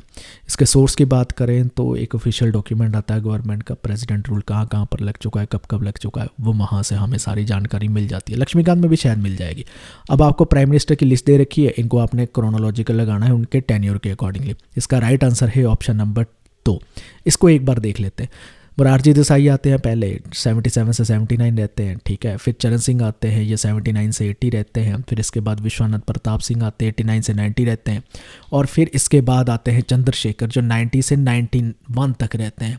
फिर देवगौड़ा आते हैं जो 96 से 97 तक रहते हैं। तो इस तरह से इनकी क्रोनोलॉजी बनती थी। इसके सोर्सेज की बात करें तो ये भी प्राइम मिनिस्टर की जो एक टेबल लक्ष्मीकांत की बुक में मिल जाता है, उसी में से बनाया गया है। अब आपसे पूछा गया है कि कॉन्स्टिट्यूशन के रिगार्डिंग कुछ स्टेटमेंट दी गई हो और आपने बताना इनमें से कौन कौन सी स्टेटमेंट करेक्ट है। इसका राइट आंसर है ऑप्शन नंबर 2 करेक्ट है। एक एक करके सब स्टेटमेंट देखते हैं। अटॉर्नी जनरल प्रेसिडेंट के द्वारा अपॉइंट किया जाता है, करेक्ट है। यूपीएससी का चेयरमैन प्रेसिडेंट अपॉइंट करते हैं, करेक्ट है। जजेस of the Supreme Court president appoint करते हैं, करेक्ट है। गवर्नर प्रेसिडेंट अपॉइंट करते हैं, ना कि प्राइम मिनिस्टर। वहाँ पर लिखा था प्राइम मिनिस्टर करते हैं, तो वो भी प्रेसिडेंट करते हैं। फिर वहाँ पर लिखा था जजेस ऑफ द हाई कोर्ट जो है वो गवर्नर अपॉइंट करते हैं, नहीं वो भी प्रेसिडेंट करते हैं। सभी ये अपॉइंटमेंट जो थी प्रेसिडेंट के द्वारा होती है। इंडियन पॉलिटी की लक्ष्मीकांत में आपको ये भी मिल जाता। 73rd और 74th कॉन्स्टिट्यूशन अमेंडमेंट जब पास की गई थी तब प्राइम मिनिस्टर कौन थे? पीवी नरसिम्हा राव थे। एक बार इसको भी देख लेते हैं। पीवी नरसिम्हा राव थे, 1992 में ये पास होती है, ठीक है। किस चीज़ के बारे में? पंचायती राज के बारे में। और ये आपने याद रखना, इजी क्वेश्चन था, पता होना चाहिए। इंडियन पॉलिटी लक्ष्मीकांत में आपको ये चीज़ मेंशन है। अब आपसे ये लिखा है कि speaker of the Lok Sabha appoint करते हैं पास्कर कमेटी 1954 में कौन से इशू के लिए? ये डेलीगेटेड लेजिस्लेशन इशू के लिए की जाती है। न्यू क्वेश्चन है, कभी पहले हमने ऐसे क्वेश्चन नहीं पढ़े हैं। तो ये पास्कर कमेटी 1945 में speaker of the Lok Sabha appoint करते हैं किस चीज़ के लिए? डेलीगेटेड लेजिस्लेशन के लिए। डेलीगेटेड लेजिस्लेशन में ये कमेटी ने ये रिव्यू करना था कि जो एग्जेक्टिव की पावर होती है, जैसे कैबिनेट या काउंसिल ऑफ मिनिस्टर की जो पावर है, वो पावर और पार्लियामेंट की लॉ बनाने की पावर, उनमें किसी तरह से बैलेंस बना रहे। तो इतनी ज़्यादा भी लेजिस्लेशन जो है डेलीगेट नहीं होनी चाहिए, इसके बारे में था। अगले क्वेश्चन में आपसे पूछा है फाइनेंस कमीशन किस आर्टिकल में लिखा गया है, उसका प्रोविज़न या उसका जिक्र किस आर्टिकल में है। आर्टिकल 280 में उसका जिक्र है। PYQ है, पहले भी आता रहता है ऐसा क्वेश्चन। तो 5 साल बाद आपको पता है फाइनेंस कमीशन जो है बनता है, 280 में वहाँ पर ये मेंशन है। रैपिड फायर रिवीजन की बुक में हमने दे रखा है और इंडियन पॉलिटी की बुक में भी आपको ये मिल जाता। नेक्स्ट आपसे कहा है कि कुछ केस दिए गए हैं और आपने इनको लगाना है क्रोनोलॉजिकल ऑर्डर में। फेमस केस है, कोई नया केस है नहीं, तो आपको ये पता होना चाहिए था। इसका राइट आंसर है सेकंड। एक बार देख लेते हैं। सबसे पहले आ जाता है AK गोपालन केस, ठीक है, 1950 में आता है। गोलकनाथ केस आता है 1967 में। फिर आता है केशवानंदा भारती केस 1973 में। फिर आता है मिनर्वा मिल केस 1980 में। फिर आता है इंदिरा साहनी केस 1992 में। इसके सोर्सेज की बात करें तो ये रैपिड फायर रिवीजन की बुक में आपको सभी केसेस मिल जाते हैं क्रोनोलॉजिकल ऑर्डर में। अब आपसे ये पूछा गया है कि DPSP को लेकर कुछ आर्टिकल्स है जो इम्प्लीमेंट किए गए हैं किसी एक्ट के द्वारा, उन एक्ट को आपने लगाना है क्रोनोलॉजिकल ऑर्डर में। इसका राइट आंसर है ऑप्शन नंबर 4। ये भी क्वेश्चन टफ हो जाता है। ट्रेड यूनियन एक्ट जो है 1926 में आता है, और फिर मिनिमम वेज एक्ट 1948 में आता है, माइंस एक्ट 1952 में आता है। फिर इसके बाद देखते हैं bonded labour system abolition act 1976 में आता है। Child labour prohibition and regulation act जो है वो 1986 में आता है। इसके सोर्स की बात करें तो लक्ष्मीकांत में आपको बहुत सारे एक्ट मिल जाते हैं, इंडियन पॉलिटी में वो मेंशन है। आगे आपको फंडामेंटल ड्यूटीज़ को लेकर कुछ स्टेटमेंट दी गई और आपने बताना इनमें से कौन कौन सी स्टेटमेंट इनकरेक्ट है। करेक्ट नहीं, इनकरेक्ट बतानी है। इसका राइट आंसर है ऑप्शन नंबर 2। तो एक बार देख लेते हैं। फंडामेंटल ड्यूटीज़ जो है 44th कॉन्स्टिट्यूशन अमेंडमेंट एक्ट ने इंसर्ट की थी, गलत है, वो 42nd अमेंडमेंट ने की थी। पार्लियामेंट फंडामेंटल ड्यूटीज़ को अमेंड नहीं कर सकता, ये भी गलत है, वो अमेंड कर सकता है। फंडामेंटल ड्यूटीज़ जो है वो एनफोर्स हो सकती है रिट्स के द्वारा, गलत है। फंडामेंटल ड्यूटीज़ नॉन जस्टिसेबल है, एनफोर्स नहीं की जा सकती। फंडामेंटल ड्यूटीज़ में 11 आर्टिकल है, आर्टिकल 51A में ये चीज़ मेंशन है, करेक्ट है, 11 ही है, 51A में मेंशन है। Promotion of international peace and security is one of the most important fundamental duties, yes ये भी राइट है, ये इंपॉर्टेंट फंडामेंटल ड्यूटीज़ कहलाएगी।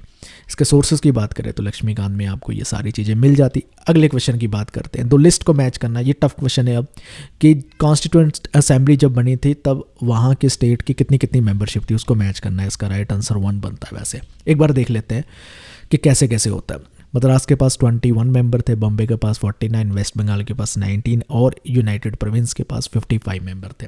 इसके सोर्सेज की बात करें तो लक्ष्मीकांत में ये भी मेंशन हो रखा है और पहली बार ऐसा क्वेश्चन पूछा गया। 42nd कॉन्स्टिट्यूशन अमेंडमेंट एक्ट जो पास किया गया है इन इंडिया, वो कब किया गया है? ये इजी क्वेश्चन है। 1976 में किया जाता है, एमरजेंसी के टाइम पे किया जाता है, ठीक है। इसे मिनी कॉन्स्टिट्यूशन भी कहा जाता है, इंदिरा गांधी ने किया था। इसमें बहुत सारे उन्होंने चेंजेस किए थे, सोशली सेकुलर एंड इंटीग्रिटी जैसे वर्ड प्रेम्बल में ऐड हुए थे, और भी बहुत सारे चेंजेस थे। इसको भी मैंने पढ़ा रखा है अमेंडमेंट वाली वीडियो में, सारी चीज़ें कवर कर रखी है। रैपिड फायर की रिवीजन की बुक में भी मिल जाएगा, लक्ष्मीकांत की इंडियन पॉलिटी की बुक में भी आपको मिल जाएगा। हाई कोर्ट्स कब कब इस्टेब्लिश हुई है, उनको क्रोनोलॉजिकल ऑर्डर में लगाना है। ये भी एक नया और टफ क्वेश्चन हो जाता है क्योंकि हम ऐसी चीज़ों को नहीं पढ़ते हैं, कम पढ़ते हैं। तो 4th इसका राइट आंसर है, एक बार देख लेते हैं। राजस्थान हाई कोर्ट इस्टेब्लिश होती है 1949 में, मध्य प्रदेश हाई कोर्ट कब होती है 1956 में, गुजरात हाई कोर्ट होती है 1960 में इस्टेब्लिश, सिक्किम हाई कोर्ट 1975 में, मणिपुर हाई कोर्ट 2013 में इस्टेब्लिश होती है। इसके सोर्सेज की बात करें तो गवर्नमेंट की ऑफिशियल वेबसाइट से भी मिल जाता और लक्ष्मीकांत में भी इसका जिक्र आपको मिल जाता। अगले क्वेश्चन की ओर चलते हैं। आपसे ये पूछ रखा है शेड्यूल एरिया को एडमिनिस्ट्रेशन करने के लिए एक स्पेशल प्रोविज़न है, वो किस आर्टिकल में मेंशन है? वो आर्टिकल 244 क्लॉज नंबर 1 में मेंशन है। अब ये क्या आर्टिकल है? ये बात करता है कि शेड्यूल एरिया को कैसे एडमिनिस्ट्रेशन किया जा सकता है या कौन कर सकता है। तो प्रेसिडेंट कर सकते हैं, किसी भी एरिया को वो शेड्यूल एरिया डिक्लेयर कर सकते हैं, और उसको कैसे मैनेज किया जाना है, उसको रिलेटेड जनरल लॉज जो होंगे उस सारी चीज़ों के बारे में भी गवर्नमेंट से एक नोटिफिकेशन निकलवाई जा सकती है। तो 244 क्लॉज नंबर 1 में ये दे रखी है। रैपिड फायर रिवीजन में भी हमने ये चीज़ कवर कर रखी है और इंडियन पॉलिटी जो लक्ष्मीकांत की है उसमें भी ये चीज़ कवर हो रखी है। एक पैसेज आपको दिया गया था और इसके अकॉर्डिंगली आपने आंसर बताने थे। सबसे पहले ये पूछा गया है 73rd कॉन्स्टिट्यूशनल अमेंडमेंट एक्ट ने रूरल स्ट्रक्चर में इंटरमीडिएट लेवल कौन सा रखा है? इसका राइट आंसर है पंचायत समिति। पंचायत समिति रखा है इंटरमीडिएट लेवल। सबसे पहले आता है ग्राम पंचायत, फिर आता है पंचायत समिति, फिर आता है जिला परिषद। इस तरह से ये लेवल रखे गए हैं। इसके सोर्सेज की बात करें तो लक्ष्मीकांत में भी आपको ये चीज़ मिल जाती है। अब रिपन रेजोल्यूशन कब एक्सेप्ट की गई थी ये पूछा गया है। इसका राइट आंसर है ऑप्शन नंबर सेकंड, 1882 में ये रेजोल्यूशन लेकर आई जाती है लॉर्ड रिपन के द्वारा। ये एक इंपॉर्टेंट रेजोल्यूशन है जो लोकल सेल्फ गवर्नमेंट कैसी होनी चाहिए इंडिया में उसकी बात करती है। सोर्सेज की बात करें तो लक्ष्मीकांत की इंडियन पॉलिटी में भी आपको ये चीज़ मिल जाती। अब नेक्स्ट क्वेश्चन में आपसे पूछा गया है कि लोकल सेल्फ गवर्नमेंट को किसने कॉन्स्टिट्यूशनल स्टेटस दिया था, वो कौन सा कॉन्स्टिट्यूशनल एक्ट है? उसका right answer 73rd constitutional amendment है, क्योंकि इसमें ही पंचायती राज की बात की जाती है और कॉन्स्टिट्यूशनल स्टेटस इसको दिया जाता है। लक्ष्मीकांत के आपको ये भी सोर्स मिल जाता है। नेक्स्ट क्वेश्चन आपसे ये पूछा गया है revitalisation of PRI for democracy and development. ये रिपोर्ट कौन लेकर आए थे? LM सिंघवी लेकर आए। तो LM सिंघवी ये रिपोर्ट लेकर आते हैं। ये बेसिकली पंचायती राज को रिवाइटलाइज कैसे करना है उसकी बात करते हैं। इसके सोर्सेज की बात करें तो लक्ष्मीकांत में भी आपको ये सारी चीज़ें मिल जाती। अब बात करते हैं 64th कॉन्स्टिट्यूशन अमेंडमेंट बिल जो पार्लियामेंट में आता है वो कौन से साल में आता है? इसका राइट आंसर है 1989 में आता है। अब ये बिल इतना इंपॉर्टेंट क्यों है? ये बिल इसलिए इंपॉर्टेंट है क्योंकि ये पंचायती राज को एक कॉन्स्टिट्यूशनल रिकॉग्निशन देने वाला था पहली बार, लेकिन ये पास नहीं हो पाता और इवेंचुअली कौन सा पास होता है? 73rd अमेंडमेंट एक्ट पास होती है। तो लक्ष्मीकांत में आपको ये भी चीज़ मिल जाती है। अब हम सॉल्व करते हैं दिसंबर 2024 के क्वेश्चंस को। इसमें जो सबसे पहले क्वेश्चन आपसे पूछ रखा है वो ये है कि इलाहाबाद हाई कोर्ट कब इस्टेब्लिश की गई थी? इसका राइट आंसर है ऑप्शन नंबर 4, 1866 में इलाहाबाद हाई कोर्ट जो है इस्टेब्लिश की जाती है। कौन से एक्ट के तहत? Indian high courts act of 1861 के तहत। पहले इसे किस नाम से जाना जाता था? पहले इसे जाना जाता था high court of judicature for the north western provinces. ये आगरा में सेटअप की गई थी ओरिजिनली और बाद में लेटर यानी 1869 में इसको इलाहाबाद में शिफ्ट किया जाता है। इसके अगर सोर्स की बात करें तो लक्ष्मीकांत में कौन कौन सी कोर्ट कब कब इस्टेब्लिश होती है उसका एक पूरा टेबल आपको मिल जाता है, तो वो भी आपको एक बार देख लेना चाहिए। एटलीस्ट फेमस कोर्ट देख लेनी चाहिए।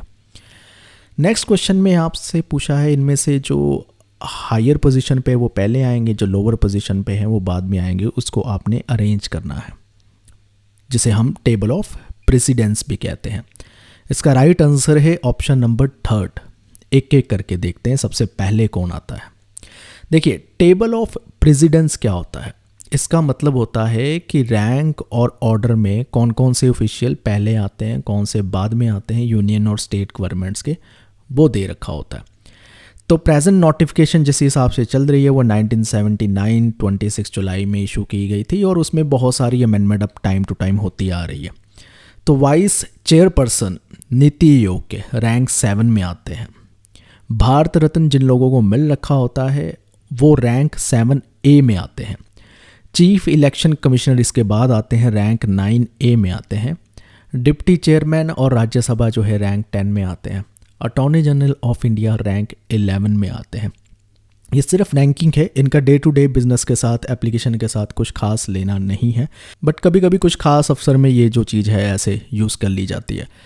तो चलिए इसके सोर्स की बात कर लेते हैं। तो लक्ष्मीकांत के अपेंडिक्स 3rd में टेबल ऑफ प्रेसिडेंस दे रखा है, पूरी लिस्ट दे रखी है कौन पहले आता है कौन बाद में आता है।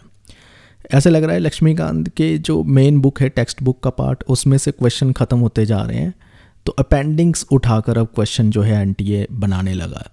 तो पिछले आप देखोगे ना 4-5 पेपर उठाओगे, अपेंडिक्स में से आपको 1 या 2 क्वेश्चन मिलते ही जाएंगे, हर साल कोई ना कोई पूछ ही लेते हैं।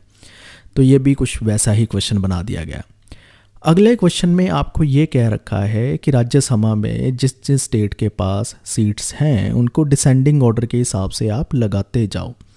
डिसेंडिंग ऑर्डर में लगाने का मतलब ये हो गया सबसे ज़्यादा जिसके पास है वो पहले आएगी और सबसे कम जिसके बाद है वो बाद में आएगी, तो ऐसे लगाना है। इसका राइट आंसर बनता है ऑप्शन नंबर 3rd। एक एक करके देख लेते हैं कैसे है। तमिलनाडु के पास 18 सीट्स है, बिहार के पास 16 है, कर्नाटक के पास 12 है, केरल के पास 9 है, असम के पास जो है 7 सीट्स है। तो इस तरह से जो है इनका अरेंज हो जाता है डिसेंडिंग ऑर्डर। बात करते हैं इसके सोर्स की, तो लक्ष्मीकांत में आपको ये भी एक टेबल मिल जाता है। So tables are becoming more important. जो लक्ष्मीकांत में दे रखे हैं उनमें से भी जो है क्वेश्चन आ रहे हैं। तो सीधा आप मेन टेक्स्ट को मत पढ़ा करो, कभी कभी उसको टेबल भी एक बार ओवरव्यू किया करो कि क्या दे रखा है, क्या चल रहा है। सिमिलरली जैसे राज्यसभा का इन्होंने क्वेश्चन पूछा, लोकसभा के भी आ रखे हैं, पिछले 5 से पेपर उठाकर देखोगे तो आपको लोकसभा के और राज्यसभा के भी याद रखने हैं। एट लीस्ट जिन जिन स्टेट के सबसे ज़्यादा सीट्स होती है वो आपने ज़रूर याद रखनी है, और जिनकी कम है वो भी आपने एक बार ध्यान देना है। तो ये टेबल जो है अच्छे से एक बार देख लेना, इससे क्वेश्चन बन रहे हैं। नेक्स्ट आपसे पूछा गया है 74th कॉन्स्टिट्यूशनल अमेंडमेंट एक्ट जो है किसके लिए है? तो इसका राइट आंसर है अर्बन लोकल बॉडीज़ के लिए है। तो ये तो आपको पता ही होगा, 73rd पंचायत के लिए चलती है और 74th अर्बन लोकल बॉडीज़ के लिए चलती है। अर्बन लोकल बॉडीज़ में क्या क्या आता है? म्यूनिसिपल कॉरपोरेशन आती है, म्यूनिसिपल काउंसिल आती है, नगर पंचायत आते हैं। ये अमेंडमेंट ने क्या किया था? ये अमेंडमेंट में 9th A पार्ट जो है कॉन्स्टिट्यूशन में ऐड किया था, इसके साथ 12th शेड्यूल भी ऐड किया था। उसमें 18 फंक्शनल आइटम्स है म्यूनिसिपैलिटीज़ की, यानी वो 18 आइटम्स जिस पे जो है उसकी पावर रहेगी। तो 74th अमेंडमेंट एक्ट के कुछ फीचर भी हम अभी डिस्कस कर लेते हैं। जैसे कि 3 अर्बन लोकल बॉडीज़ इसने इस्टेब्लिश की, एक म्यूनिसिपल कॉरपोरेशन, दूसरी म्यूनिसिपल काउंसिल, तीसरी जो है नगर पंचायत। और इसने ये मैंडेट किया कि एक स्टेट इलेक्शन कमीशन बनाया जाएगा जो म्यूनिसिपैलिटीज़ के रेगुलर इलेक्शन कराएगा। यानी जो इलेक्शन कमीशन ऑफ इंडिया है ACI वो नहीं कराएगा, इसके लिए अलग से कमीशन होगा which is the state commission जो कराएगा। अब इसमें रिजर्वेशन की बात की गई है शेड्यूल कास्ट, शेड्यूल ट्राइब्स और विमेन के लिए म्यूनिसिपल बॉडीज़ में। इसने ये भी बात की है कि एक स्टेट फाइनेंस कमीशन बनाया जाएगा जो रिकमेंड करेगा कि इन लोकल बॉडीज़ का जो फाइनेंस स्ट्रक्चर है वो कैसे एलोकेट किया जाएगा। वहीं इसके साथ म्यूनिसिपैलिटीज़ को बहुत सारे फंक्शन दिए, जिनमें से urban planning, water supply, public health और सिविक एमिनिटीज़ पर इन्होंने काम करना है। तो मोटा मोटी 74th अमेंडमेंट ये कहती है। लक्ष्मीकांत में एक पूरा चैप्टर है म्यूनिसिपैलिटीज़ को लेकर, उसमें सारी चीज़ें ये मेंशन कर रखी है। एजुसीकर की रैपिड फायर रिवीजन में भी आपको ये अमेंडमेंट के जिक्र मिल जाता कि ये किसके साथ एसोसिएटेड है। नेक्स्ट क्वेश्चन आपसे पूछा गया है कि प्रोटेक्शन ऑफ लैंग्वेज, स्क्रिप्ट और कल्चर ऑफ माइनॉरिटी ये इंडियन कॉन्स्टिट्यूशन के किस आर्टिकल में गारंटी कर रखा है? इसका है आर्टिकल 29। एक ही आर्टिकल है पूरे इंडियन कॉन्स्टिट्यूशन में जो माइनॉरिटी के साथ डील करता है, विच इज़ आर्टिकल 29, और ये आपको पता होना चाहिए। इस आर्टिकल के क्लॉज नंबर 1 में लिख रखा है कि इंडिया का कोई भी सिटीज़न है वो अपनी अगर लैंग्वेज, स्क्रिप्ट या कल्चर को कंजर्व करना चाहता है तो उसके पास राइट है। वहीं आर्टिकल 29 का जो क्लॉज नंबर 2 है, दूसरा पार्ट है, उसमें ये कह रखा है कि कोई भी एजुकेशनल सिटीज़न में इंडिया के सिटीज़न को डिनाई नहीं किया जा सकती एडमिशन, खास करके उस एजुकेशनल इंस्टीट्यूशन में जहाँ पर स्टेट से फंडिंग आ रही है। किस ग्राउंड पे डिनाई नहीं किया जा सकता? रिलीजन, रेस, कास्ट, लैंग्वेज और एनी ऑफ देम, इनमें से किसी से भी डिनाई नहीं किया जा सकता। अब दूसरी जो ऑप्शंस थी उनको थोड़ा सा समझ लेते हैं। जैसे आर्टिकल 21 किसको लेकर है? Right to life and personal liberty को लेकर है। आर्टिकल 27 किस चीज़ को लेकर है? वो है रिलीजन इंस्टीट्यूशन को टैक्सेशन नहीं लगेगी, टैक्स नहीं देना पड़ेगा। मंदिर, गुरुद्वारा, मस्जिद, चर्च हो गए, इनको नहीं देना पड़ता है, वो आर्टिकल 27 में दे रखा है। आर्टिकल 23 में ट्रैफिकिंग को लेकर, ह्यूमन ट्रैफिकिंग को लेकर और फोर्स्ड लेबर को लेकर डिस्कस किया जाता है। लेकिन article 29 specifically language, script, culture protect करने की बात करता है। तो ये सभी जो आर्टिकल्स हैं आपको लक्ष्मीकांत में मिल ही जाते हैं। रैपिड फायर रिवीजन में भी हमने ये कवर कर रखा है। इन शॉर्ट हमने आर्टिकल्स कवर कर रखे हैं इनफैक्ट। नेक्स्ट क्वेश्चन आपसे पूछ रखा है पंचायती राज की ये जो कमेटीज़ हैं इनको आपने ऑर्डर में लगाना है। पंचायती राज की कुछ गिनी चुनी ही कमेटी है और उनको आपने अच्छे से याद कर लेना है। डेट याद कर लेनी है, उसके जो मेन चेयरपर्सन है वो याद कर लेने हैं, और इसके साथ आपने ये याद कर लेना है उनकी रिकमेंडेशन मेन क्या थी, ये अच्छे से कवर कर लो। ये क्वेश्चन ऐसा क्वेश्चन है जो कभी ना कभी रिपीट होता ही रहता है। तो वैसे तो इसका राइट आंसर ऑप्शन नंबर 2 बनता है। एक एक करके हम देख लेते हैं। सबसे पहले आती है बलवंत राय मेहता कमेटी, 1957 में आती है। अशोक मेहता कमेटी 1978 में आती है। फिर GVK राव कमेटी आती है 1985 में, और फिर इसके बाद आती है LM सिंघवी कमेटी 1986 में। पीके थंगन कमेटी जो है वो 1989 में आती है, सबसे बाद में आती है, तो ये आपने याद रखना है। अब लक्ष्मीकांत में आपको इसका भी पूरा मिल जाएगा, एक चैप्टर है जिसमें लिखा होगा एवोल्यूशन ऑफ पंचायती राज, तो उसमें सभी कमेटीज़ को डिस्कस उन्होंने कर रखा है। इनफैक्ट हमने भी रैपिड फायर में एक टेबल बनाकर हर कमेटी और उस कमेटी की कौन सी इंपॉर्टेंट रिकमेंडेशन जो है आपने याद रखनी है, उस कमेटी को किसने अपॉइंट किया था, वो डेट्स, ये सब कुछ टेबल के ज़रिए समझाने की कोशिश की, आप वहाँ से भी पढ़ सकते हो। नेक्स्ट क्वेश्चन में आपसे पूछा गया है कि 52nd कॉन्स्टिट्यूशनल अमेंडमेंट एक्ट जो है, जो कि डिफेक्शन से रिलेटेड है, वो कौन से साल में आई। अब आप देखो 52nd constitution amendment act simple पूछा जा सकता है कौन से साल को आई, लेकिन पूरा डिटेल में क्वेश्चन बनाया गया है, आपको पढ़ते पढ़ते ही नहीं पता चलेगा क्वेश्चन में एक्चुअली पूछा क्या जा रहा है। तो पूछा बेसिकली उस अमेंडमेंट एक्ट की डेट पूछी जा रही है, इनेक्टमेंट की डेट, तो 1985 में ही आती है। इसको भी थोड़ा सा हम समझ लेते हैं। जैसे कि ये 1985 में 52nd कॉन्स्टिट्यूशनल अमेंडमेंट एक्ट आता है, इसको एंटी डिफेक्शन लॉ भी कहते हैं। जैसे ही ये अमेंडमेंट आती है कॉन्स्टिट्यूशन में 10th शेड्यूल ऐड हो जाता है। तो इसमें बेसिकली मेंशन क्या किया गया, इसमें कहा गया है कोई भी एमपी और एमएलए अपनी पार्टी के अगेंस्ट जाता है, यानी अपने पार्टी के अगेंस्ट या वोट देता है या फिर किसी और पार्टी को ज्वाइन कर लेता है इलेक्ट होने के बाद, तो उसको डिसक्वालीफाई कर दिया जाएगा। ये डिसक्वालीफाई करने का जो डिसीज़न रहता है ये स्पीकर या चेयरमैन ऑफ द हाउस के पास रहता है। इस एक्ट के चलते हुए कहते हैं डिफेक्शन जो है इंडिया में कम हो जाती है। 91st कॉन्स्टिट्यूशनल अमेंडमेंट एक्ट 2003 आता है जो इसकी प्रोविज़न को अमेंड करता है और भी ज़्यादा इसे मजबूत करने की कोशिश करता है।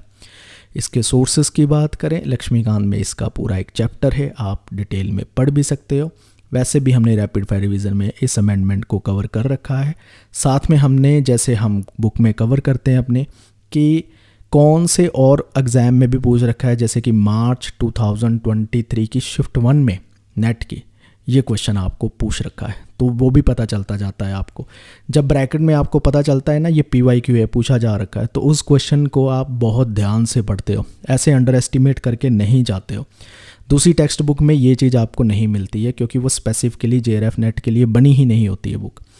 अब आपसे ये पूछा गया है मुस्लिम कम्युनिटी को सेपरेट रिप्रेजेंटेशन कौन से एक्ट के तहत मिलती है, तो 1909 में मिलती है। इंडियन काउंसिल एक्ट उसे कहते हैं, जहाँ पर मुस्लिम कम्युनिटी को सेपरेट इलेक्टोरेट मिलते हैं। याद रखना, इंडियन काउंसिल एक्ट 1909 को मॉर्ले मिंटो रिफॉर्म्स के नाम से भी जाना जाता है। ये उस टाइम की इंडियन पॉलिटिक्स में एक बहुत बड़ा चेंज था। यहाँ पर मुस्लिम जो है अपने जो रिप्रेजेंटेटिव है लेजिस्लेटिव काउंसिल में इलेक्ट कर सकते हैं अपनी ही कम्युनिटी से, जिसका मतलब ये होगा कि वो रिप्रेजेंटेटिव भी जो है मुस्लिम होगा और उसको वोट देने वाले भी जो हैं वो मुस्लिम होंगे। सेपरेट इलेक्टोरेट सबसे पहले ये जब एक्ट आता है तो बेसिकली इंडिया में ऑफिशियली कम्युनल रिप्रेजेंटेशन जो है उसको रिकॉग्नाइज किया जा रहा है, जिसके चलते हुए पॉलिटिकल आइडेंटिटी जो है मुस्लिम की और ज़्यादा स्ट्रॉन्ग होती जा रही है और वो पाकिस्तान का आगे चलकर जो डिमांड की जाती है उसका एक रीज़न भी बनती है। इसमें ये होता है कि इलेक्टेड मेंबर्स की गिनती तो काउंसिल में बढ़ जाती है, बट इसके चलते हुए फिर भी काउंसिल में ब्रिटिश का कंट्रोल ज़्यादा रहता है। तो लक्ष्मीकांत की बुक में भी आपको ये चीज़ मिल जाती, इवन ये एक्ट जो है 1909 वाला उसको एक्सप्लेन भी कर रखा है। हमने भी रैपिड फायर रिवीजन की बुक में बता रखा है कि ये एक्ट किसके साथ रिलेटेड है, सेपरेट इलेक्टोरेट जो मुस्लिम्स के इंट्रोड्यूस किए उसके साथ है। नेक्स्ट क्वेश्चन आपसे ये पूछा गया है कि कॉन्करेंट लिस्ट जो है इंडियन कॉन्स्टिट्यूशन में ये किससे हमने जो है बोरो की है। इसका राइट आंसर है ऑस्ट्रेलियन कॉन्स्टिट्यूशन से हमने ये चीज़ जो है बोरो की है। अब कॉन्करेंट लिस्ट का मतलब क्या है कि सेंटर और स्टेट दोनों मिलके इस लिस्ट में दिए गई जितनी आइटम्स हैं उस पर लॉ बना सकते हैं, और ऐसा हमने ऑस्ट्रेलियन कॉन्स्टिट्यूशन से लिया है। इंडियन कॉन्स्टिट्यूशन के 7th शेड्यूल में 3 लिस्ट दे रखी होती है। एक होती है यूनियन लिस्ट जिसमें सेंट्रल गवर्नमेंट लॉ बना सकती है, उस लिस्ट में जितनी आइटम्स दे रखी हैं उस पे लॉ कौन बना सकता है, उस सब्जेक्ट पे सेंट्रल गवर्नमेंट। फिर आती है स्टेट लिस्ट, उसमें जो भी दे रखी होगी लिस्ट में आइटम सूची, उसमें स्टेट गवर्नमेंट लॉ बनाएगी। कॉन्करेंट लिस्ट में दोनों मिलकर लॉ बना सकते हैं, बट अगर दोनों के लॉ में कोई कन्फ्लिक्ट आ जाता है तो सेंट्रल का लॉ माना जाएगा। ये आर्टिकल 254 में क्लियरली मेंशन कर रखा है। तो बस आपने ये याद रखना है कॉन्करेंट लिस्ट जो है वो कहाँ से इंस्पायर होती है। इसके साथ और भी ऑप्शन देखो, अमेरिकन कॉन्स्टिट्यूशन से हमने जो फेडरल स्ट्रक्चर है, बेसिकली ये जो सेपरेशन ऑफ पावर है between the federal state and other, तो ये चीज़ हमने उठा रखी है। आयरिश कॉन्स्टिट्यूशन से हमने डीपीएसपी का जो पार्ट है वो बोरो कर रखा है। कैनेडियन कॉन्स्टिट्यूशन से हमने जो रेजिड्यूरी पावर है, रेजिड्यूरी लिस्ट है, वो दे रखी है। हालांकि कनाडा में वो सेंटर के पास होती है, लेकिन हालांकि कनाडा में वो फेडरल गवर्नमेंट, हालांकि कनाडा में वो वहाँ के जो फेडरल गवर्नमेंट है, प्रोविंसेस स्टेट कह लो, उनके पास होती है, लेकिन इंडिया में ये सेंटर के पास रहती है। यानी वो लिस्ट जो एग्जिस्ट नहीं करती, मतलब कि कॉन्करेंट लिस्ट में, यूनियन लिस्ट में, स्टेट लिस्ट में, सभी में जो जो सूची शामिल कर ली है, और जो रह गई है वो रेजिड्यूरी लिस्ट का पास्ट, जो रह गई है वो कहीं ना कहीं रेजिड्यूरी लिस्ट का पार्ट बन जाती है, और वो पावर सेंटर के पास है, स्टेट के पास नहीं है। इसके सोर्सेज की बात करें तो लक्ष्मीकांत की इंडियन पॉलिटी में आपको ये एक पूरा टेबल मिल जाएगा, कौन कौन सी चीज़ें हमने बोरो कर रखी है, तो आपको ये पता होना चाहिए। नेक्स्ट क्वेश्चन में पूछा है, राज्यसभा के 6 साल जो होंगे मेंबर्स का टेन्योर, ये कौन सा एक्ट प्रोवाइड करता है? Representation of the people act 1951 में, उसमें ये मेंशन किया गया है कि राज्यसभा के मेंबर्स की टर्म 6 साल तक रहेगी। हर 2 साल बाद जो है 1/3 मेंबर रिटायर होते जाएंगे। ये प्रोविज़न जो है इंडियन कॉन्स्टिट्यूशन के आर्टिकल 83 क्लॉज नंबर 1 के साथ अलाइन करती है, क्योंकि राज्यसभा जो है एक परमानेंट चैम्बर है, वो कभी डिसॉल्व नहीं हो सकता, परमानेंट बॉडी है, तो इसलिए उसके मेंबर जो है फ्रैक्शंस ऑफ पीरियड के साथ रिटायर जो है होते रहेंगे। तो गवर्नमेंट ऑफ इंडिया एक्ट 99 और 1935 में ऐसी कोई भी बात नहीं मेंशन है जो राज्यसभा की टर्म्स डिफाइन करता हो। और वहीं एक और ऑप्शन दी गई थी आपको, representation of people act of 1953। 1953 वाला कोई एक्ट एग्जिस्ट ही नहीं करता, एक ही करता है, वो 1951 वाला है। इसके सोर्सेज की बात करें तो representation of people act originally भी आप पढ़ सकते हो, और वैसे भी लक्ष्मीकांत में भी आपको कहीं ना कहीं शायद ये मेंशन मिल जाता। एमरजेंसी पावर्स जो हैं वो फंडामेंटल राइट सस्पेंड कर सकती है। ये प्रोविज़न हमने किस कॉन्स्टिट्यूशन से बोरो किया? इसका राइट आंसर है वो वेमर कॉन्स्टिट्यूशन ऑफ जर्मनी से हमने बोरो की है। तो ऐसी स्ट्रॉन्ग प्रोविज़न जर्मनी से ही आ सकती है, हिटलर के देश से ही आ सकती है। तो article 48 Weimar constitution of Germany, ये उनके आर्टिकल 48 की बात कर रहा हूँ, उसमें ये मेंशन चीज़ कर रखी है, और हमने भी वैसे ही बोरो कर लिया। तो हमने बेसिकली क्या कहा है कि 352, 356, 359 जो है वो एमरजेंसी प्रोविजंस के साथ रिलेट करते हैं, और फंडामेंटल राइट जो है वो नेशनल एमरजेंसी के टाइम पर जो है सस्पेंड किए जा सकते हैं। बाकी कैनेडियन कॉन्स्टिट्यूशन की बात करते हैं, वहाँ से हमने ये नहीं लिया है। ऑस्ट्रेलियन कॉन्स्टिट्यूशन से कॉन्करेंट लिस्ट या कुछ और ट्रेड रिलेटेड प्रोविज़न लिया, एमरजेंसी की बात उसमें नहीं है। लेकिन जर्मनी से हमने ज़रूर ये चीज़ उठाई है, और फ्रेंच कॉन्स्टिट्यूशन से वैसे भी हमने लिबर्टी, इक्वालिटी और फ्रेटर्निटी जैसे आइडियाज़ को लिया है, लेकिन एमरजेंसी वाला आइडिया हमने जर्मनी कॉन्स्टिट्यूशन से लिया है, और ये चीज़ आपको लक्ष्मीकांत में मिल जाती है। वो टेबल है कौन से हमने बोरो किया। बोरो तो आप देख सकते हो ना, 2 क्वेश्चन तो बोरो से ही उठा लिया, और वो भी टेबल से ही बना रहा है क्वेश्चन।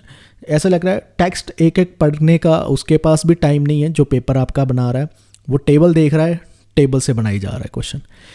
अगले क्वेश्चन में आपसे पूछ लिया गया है कि इंडियन नेशनल कांग्रेस ने 2014 के लोकसभा इलेक्शन में कितनी सीट जीती थी। तो ये बहुत ही पॉपुलर सीट का नंबर है, 44 सीट जीती थी। पॉपुलर इसलिए हो जाता है क्योंकि इंडियन नेशनल कांग्रेस ने अपने पूरी इलेक्टोरल हिस्ट्री में इतनी कम सीट नहीं जीती थी, तो इसलिए ये नंबर जो है उनके लिए एक तरह से क्लंकी बन जाता है। 44 सीट्स थी, और 44 सीट्स उस टाइम पर जब भारतीय जनता पार्टी जो है 282 सीट्स जीत रही थी नरेंद्र मोदी की लीडरशिप के चलते हुए, और मेजोरिटी से वो सरकार भी बना लेते हैं। कांग्रेस तो इवन 10% सीट भी सिक्योर नहीं कर पाती, क्योंकि 10% सीट मिनिमम 55 सीट्स तो चाहिए होती है अगर लीडर ऑफ ऑपोजिशन बनाना है लोकसभा में।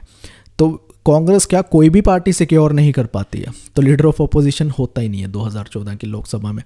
ये आपको कुछ करंट अफेयर्स के जैसे कोई न्यूज़ से आर्टिकल है वहाँ से ये चीज़ हमें मिल जाती है। अगले क्वेश्चन में आपसे ये पूछ रखा है कि equality of opportunity in employment ये किस आर्टिकल में बात की गई है। आर्टिकल 16 में की गई है। फंडामेंटल राइट्स आपको टिप्स पर याद होने चाहिए, कौन सा आर्टिकल कौन सी बात कर रहा है, कभी भी पूछा जा सकता है। जनरली कम ही पूछा जाता है, लेकिन जब पूछा जाए तो क्वेश्चन ऐसे इतना इजी हो जाता है आपके लिए नंबर लेना, अगर आपने अच्छे से याद कर रखा। तो आर्टिकल 61 में बात कर रखी है। 16 क्लॉज नंबर 1 में क्या बात कर रखी है, उसमें क्या रखा है कि सबको सिटीज़न जो है उनको इक्वालिटी ऑफ अपॉर्चुनिटी मिलेगी, और कहाँ पर मिलेगी, जो बेसिकली स्टेट द्वारा रन किए गए ऑफिसेज में मिलेगी। 16(2) में क्या क्या रखा है कि religion, race, caste, sex, descent, place of birth और रेजिडेंट में किसी तरह की कोई डिस्क्रिमिनेशन नहीं की जाएगी इनके आधार पर। फिर आर्टिकल 16(3) से लेकर 5 तक और प्रोविज़न चलती है, उसमें कुछ एक्सेप्शन की भी बात की जाती है, जैसे कि रिजर्वेशन की बात की जाती है। उसमें बात की जाती है कि रेजिडेंस बेस्ड रिजर्वेशन भी हो सकती है, और शेड्यूल कास्ट, शेड्यूल ट्राइब्स और अदर डिस्ट्रेंट और बैकवर्ड क्लास से शेड्यूल क्लास, शेड्यूल ट्राइब, इनके लिए अलग से प्रोविज़न भी हो सकती है। तब आप ये नहीं कह सकते कास्ट के आधार पर हमें डिस्क्रिमिनेट किया जा सकता है। तो कुछ स्टेट अपने रेजिडेंस के भी लग सकते हैं कि हमारे स्टेट के इतने % लोगों को जो है ये नौकरी मिलेगी, तो ये भी सारी चीज़ें की जा सकती है। तब आप ये नहीं कह सकते हो कि प्लेस ऑफ बर्थ के आधार पर, रेजिडेंस के आधार पर मेरे साथ डिस्क्रिमिनेशन की जा रही है। ये तो बस आपने एक्सेप्शन भी साथ में आर्टिकल जब पढ़ते हो रीड करनी है। कोई भी फंडामेंटल राइट अपने आप में एब्सोल्यूट नहीं है, उसमें कोई ना कोई एक्सेप्शन जो है जुड़ती है। लक्ष्मीकांत में आपको ये चीज़ मिल जाती, इवन हमने रैपिड फायर में भी जो आर्टिकल कवर कर रखे हैं उसमें भी ये चीज़ क्लियरली मेंशन है। नेक्स्ट क्वेश्चन आपसे पूछा जा रहा है कि इंडियन कॉन्स्टिट्यूशन के कुछ फेडरल फीचर दे रखे हैं और आपने बताना है इनमें से कौन कौन से करेक्ट है। आप स्टेटमेंट को पढ़ ले आराम से, वीडियो को पॉज कर ले, मैं अगले स्लाइड पे जा रहा हूँ और आपको ऑप्शंस दिखा रहा हूँ। ऑप्शंस में से आप देखिए कौन सा आपको सही लग रहा है। इसका जो राइट आंसर है वो ऑप्शन नंबर 2 है, A, B, C। ठीक है, एक एक करके देख लेते हैं। India is a union of state, yes article 1 में लिख रखा है कि India that is Bharat shall be union of state, पहला आर्टिकल ऑफ द कॉन्स्टिट्यूशन में ही मेंशन है, तो ये आपने भूलना नहीं है।